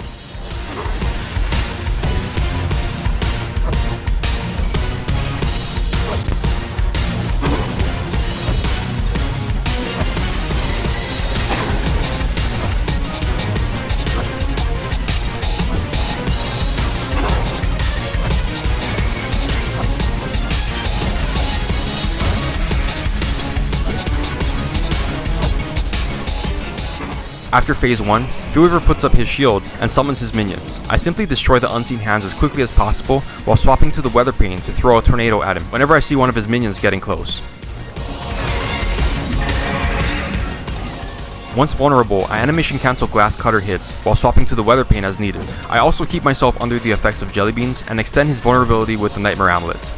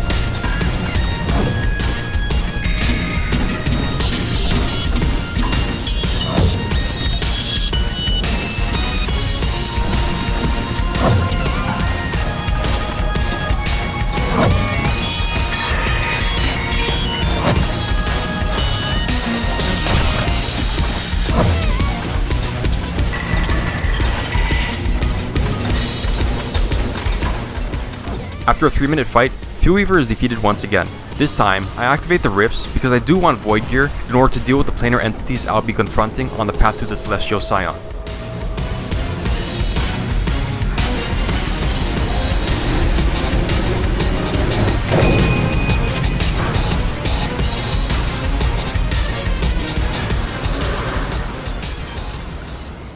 Getting to the Celestial Scion is sort of a mixture between Pearl's chores and the Fuelweaver, in that you have to do a combination of chores and boss fighting. The chores part can only be completed after you beat the mutated Varg, Bearger, and Deerclops.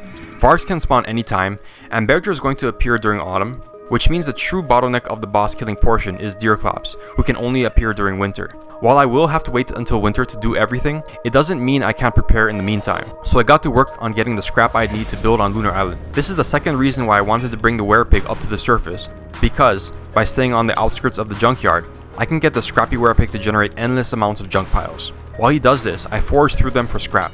When you account for all the scrap needed to both build out the islands and make the 6 Phasmo encapsulators, I believe the total comes out to 32, which is a lot. After spending nearly a whole game day just rummaging through junk, I could finally check scrap off my list. Another big task is making a map scroll with Moonquay. I remembered from when I was searching for the salt formations that Moonquay was near Pearl, so I sailed off the Beefalo Savannah and paddled towards the unexplored area of the map. I found Frostjaw's arena before the Moonquay Island, and although defeating it isn't a requirement, the 3 bootlegs that you get from him really speeds up boating. Using the sea fishing rod without any bait, I hooked 3 of the deep sea bass from the ice fishing hole, which caused Frostjaw to appear. I personally placed Frostjaw in the same category as AG, Scrappy, and Nightmare Werepig, as it's a step above the regular seasonal bosses, but not quite as difficult as a raid boss. Frostjaw has 8000 HP and will try to do a combo melee attack, consisting of 2 small swipes followed by a big hit that will knock you down if it connects. All you need to do is run behind it, right when it's about to do its first attack. After missing a few times, it'll try to trap you with ice walls, where the intent is for the player to mine his way out. But this attack can be avoided by simply sticking close to Frostjaw and running around it. However, you do want to make some distance before it does its spinning attack, because this can still hit you even if you're behind. After this, he will usually try to nosedive onto your position and then stay hidden below the ice until he can pop up from right underneath you. When it tries to dive into the ice, there's a brief moment where it's vulnerable, and if you hit him a few times while it's in this state, Frostjaw will be incapacitated for a few seconds. The big gimmick about this fight is that your character will slip on ice if they move around too much, so the key is to limit your movement to only what is necessary.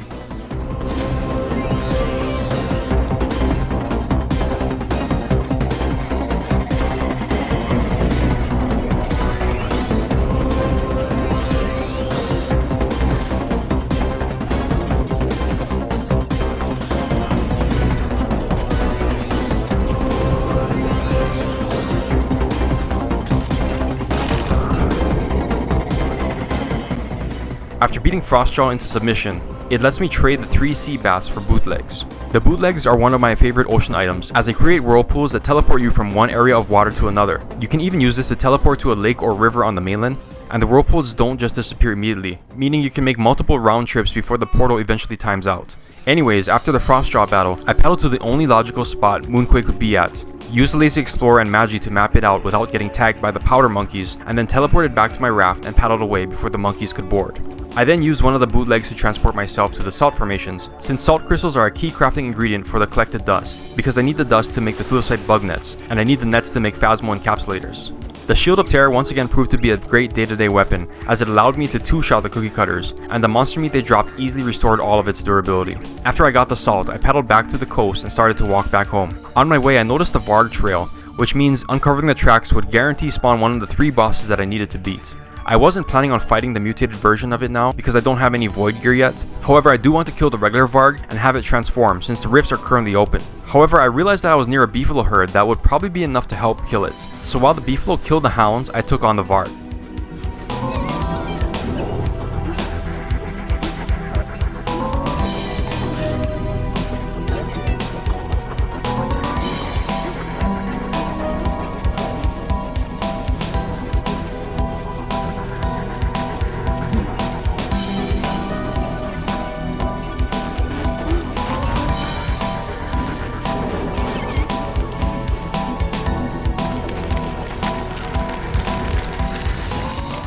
After the Varg died and got possessed, it started attacking the herd of Beefalo, so I helped them kill it by trying to direct its lunar flames away.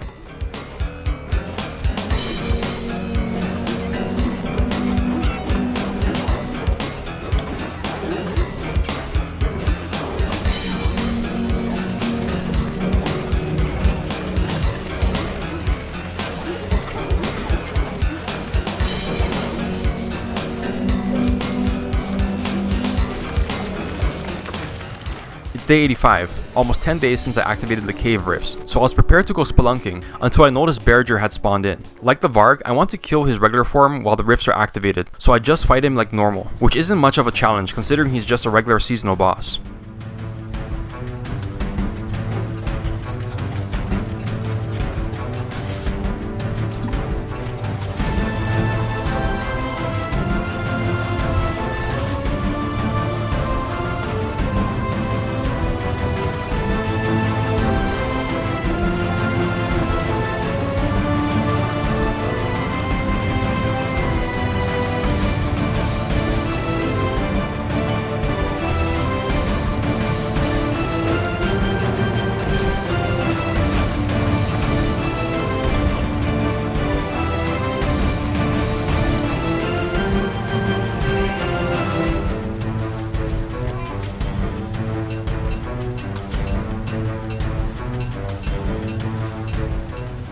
After I saw him transform, I made another glass cutter because it was time to kill the Inkblights. The cave rifts opened up while I was in the ruins, and the first rift mob I encountered was masked up spiders and rock lobsters. They're kind of annoying to fight, considering they can't be stun locked and run away when they're not about to attack, but killing them is beneficial because they do drop pure horror.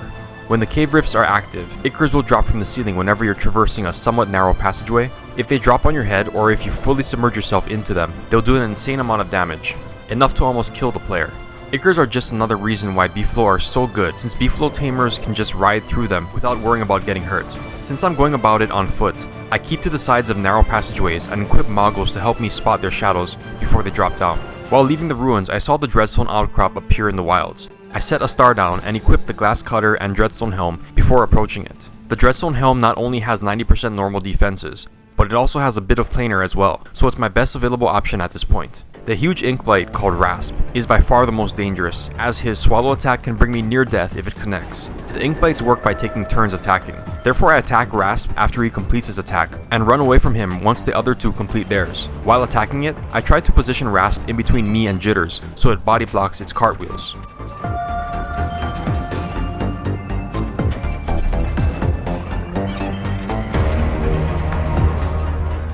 After Rasp dies, it's now Shriek and Jitters. I find Shriek much easier to dodge, while Jitters' attacks are tough to dodge at close range and take a while to complete, so I just tank it. Ideally, I should have been using bone armor because the cartwheels do 16 damage even through the Dreadstone helm, but in the end, I was able to kill it before things became too dangerous.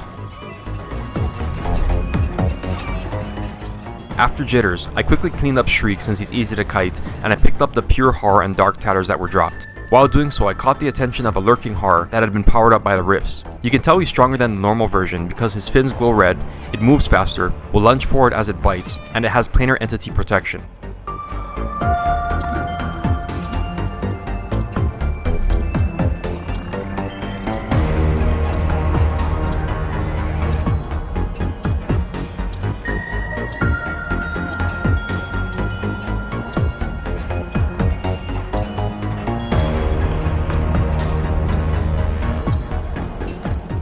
After dispatching him for a bit of pure horror, I ran away from more lurking horrors as I exited the wilds and went up to the surface for the last time. It was raining mood glass on the surface, which will happen from time to time when the rifts are open. If you have an active Warbot at your base and place a single moon glass in a chest, you'll end up accumulating a lot over time without having to do anything. Also, I would hate to have to deal with lunar hail while fighting a boss, so I made sure to craft an umbrella in addition to my Void Cow and Shadow Reaper. In order to give myself a bunch of reserve Void repair kits, I used construction amulets and deconstruction staffs to build and then dismantle Void robes. In the end, I had my 3 pieces of Void gear plus 9 repair kits, which would be more than enough to deal with the rest of the threats. Before taking on Armored Bearger, I upgraded the Celestial Portal and used an idol to make Wilson shadow aligned. The shadow alignment means Wilson will be dealing even more damage to lunar bosses. After changing my alignment, I headed to the Beefalo biome in order to fight Armored Bearger. With 8000 HP and really powerful planar attacks, I'd probably place the Armored Bearger in the same category as bosses like Frostjaw and Ancient Guardian. Armored Bearger hits so hard that all of his attacks deal 37.5 damage, even through the Void Cow. However, his kiting pattern is so simplistic, and you can leave the fight anytime you want to, so while he might be potentially more dangerous than some of the raid bosses, he's not on their level of difficulty. All 3 of the mutant lunar bosses have vulnerable states. The Armored Bearger's one is triggered if you hit him multiple times immediately after he does his butt slam. With the Void Cow, Shadow Reaper, and Shadow Alignment, my hits max out at 90 damage, which greatly overshadows all the weapons I've been using in this run so far.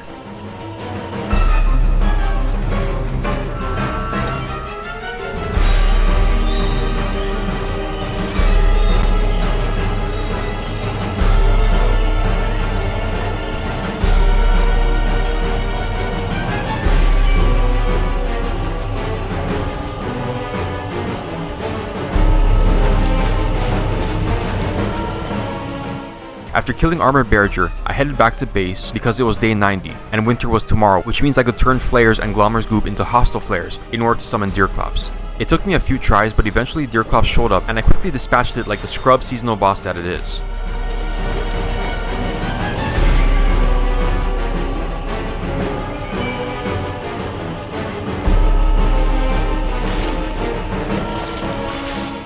After it died, it morphed into the mutated lunar form, and the real fight began. Crystal Deerclops has 6000 HP and, like Armored Bearger, has pretty devastating attacks. Also, like Armored Bearger, it has a vulnerability state that is triggered when it's set on fire after throwing both of its giant crystals. The easiest way to light it up is with the Fire Staff, but you can also use a cheaper and more convenient torch if you bait out the second throw and have enough speed. After recovering, Crystal Deerclops will attack fairly rapidly until it summons a freezing circle and giant crystals again.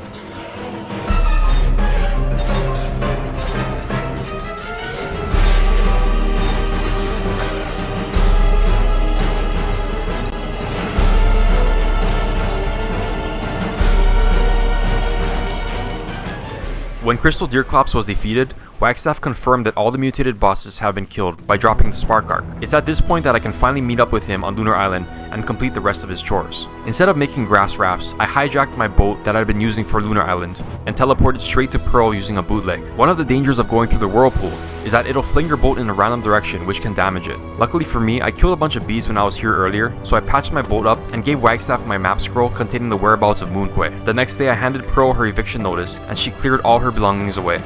Now that the island was inhabited, I used the scrap I collected earlier plus a ton of cutstone to make substrate extrapolators to build out the island to Wagstaff's specifications.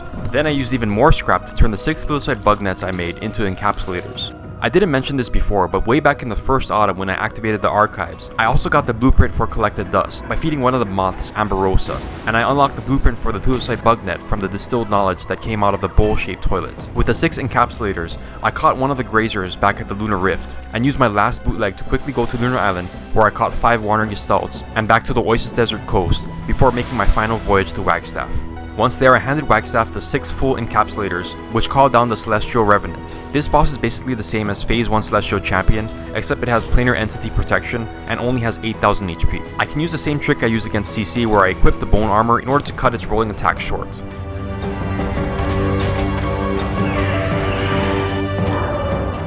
After the Celestial Revenant is defeated, Wagstaff gives you a final encapsulator to capture it. However, if you're not quick enough, the boss will regain a quarter of its health and fight you again. So once it's defeated, quickly capture it and give the last encapsulator to Wagstaff. And flip the switch to boot up the Warbot. Warbot will walk around a bit before getting taken over by the Celestial Revenant, at which point Wagstaff will ask you to defeat it for him. The Warbot has 22,500 HP, is lunar lined, and has planar entity protection, which means my Shadow Reaper will max out at 90, just like it did with the other lunar bosses. In its first phase, Warbot will use one of 3 moves. The first will usually be what I call the instant slam, where it will slam itself onto the ground with barely any windup. Probably the most pesky attack is when it hovers in the air while rapidly moving towards you before slamming down onto your position. To avoid this, you need to make sure you are directly underneath the Warbot for a moment while it's in the air, because doing this drastically reduces its speed, allowing you to dodge it when it comes back to the ground. If you just try to run away from it, you'll get hit, and this attack deals massive damage. The last of Warbot's attacks is reminiscent of the Celestial Revenant's flail. It does far less damage than the other 2, and is extremely easy to avoid, so this isn't one to worry about too much.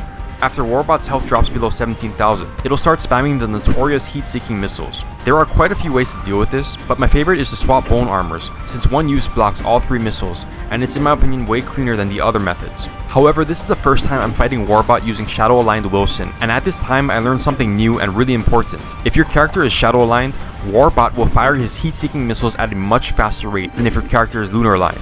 Because of this, even though I swap between the 2 bone armors immediately after getting hit, some of the missiles hit me before the armors can recharge. However, I'm dealing so much damage that the heat-seeking missile part of phase 2 ends pretty quickly, at which point Warbot activates all 6 of his minions. From what I've seen, everyone likes to use the 6 Warblers for this fight instead of Terramites, so I decided to do the exact opposite just to show people how the unconventional Warbot fight plays out.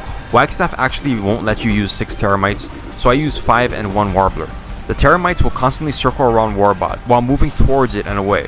If you stand inside Warbot, you'll pretty much never get hit by them unless they bang into each other. After a while, the Terramites will stop in place and create an electric fence that you obviously don't want to touch. It's during this time that you can disable them by landing a few hits. I like to disable at least 3 and leave at least 1 running around. This is because if you disable them all at once, then they'll recover all at once, which means you'll be dealing with 5 again, whereas if you disable 3 now and 2 later, you'll only ever be dealing with 3 at max.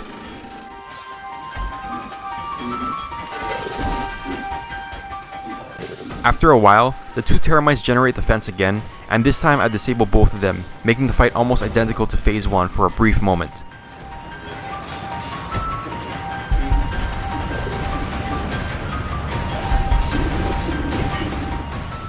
Once Warbot's HP drops below 9,000, it enters its final phase. You'll know this because it will initiate its orbital laser attack. You really don't want to get hit by this, not just because of the damage, but because it'll make you groggy for a very long time. You also don't want this beam to hit Warbot, because it'll actually heal the boss. Warbot will follow up the laser with another missile spam. At this point, the first 3 Terramites that I disabled were active again, so I disabled them once they used Electric Fence. Phase 3 is like Phase 2, except Warbot will mix orbital lasers and missiles into its attacks.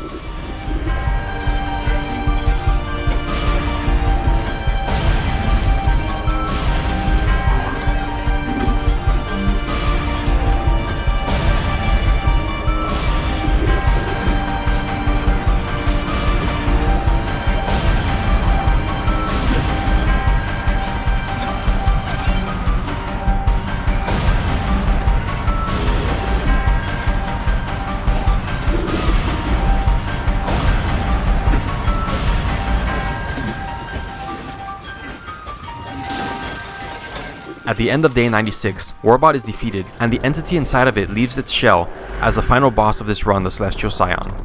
The presence of the Scion will change your sanity into lunacy, so I eat a couple of Glommer's goop to bring it down.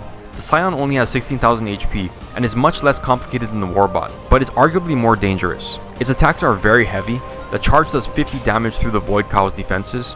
In its first phase, it'll charge 3 times and then use its slam that will create a field that'll damage you if you step on it. It really telegraphs the slam, which gives you time to position yourself away from the center of the island to limit the size of the field. You can run under the Scion to avoid its slam, but I have a bunch of Lazy Explorer charges in reserve, and teleporting makes controlling the slam's direction a lot more consistent.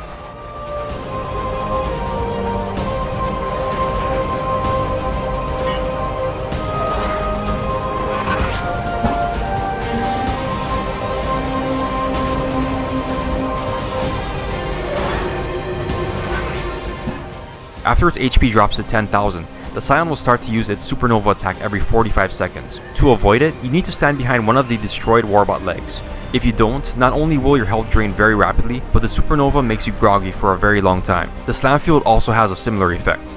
To combat grogginess, I brought cooked mooncaps to the fight, which instantly remove sleep effects. I also am using Glommer's goop as my healing source, since its insanity will help keep wandering gestalts from targeting me, and its burst healing is great for this boss that hits ridiculously hard.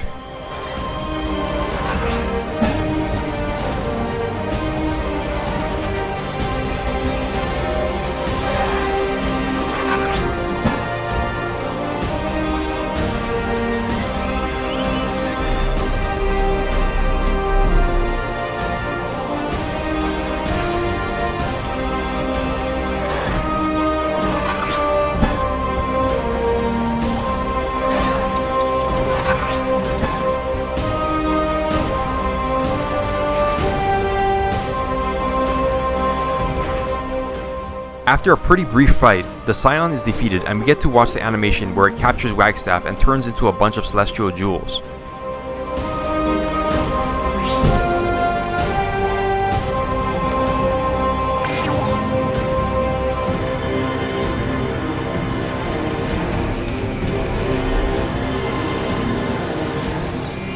With the Scion defeated, we finally come to the end of the run. We were able to beat all the raid bosses before the first year and beat the Celestial Scion before day 100, all while using the character who doesn't have any OP special abilities, without relying on powerful post-rift weapons most of the time, and without using the incredible speed, convenience, and storage capacity that Beefalo offer. It was a fun little challenge that ended up making stock Wilson gameplay a bit more interesting. Anyway, that's how to be an S-tier Wilson, with those restrictions of course. Without them, I'd definitely get a Rider Beefalo and rush Void Gear because it speeds everything up and makes things easier. That's the end of this horrendously long video. Like always, thanks for watching, take care and have a great day.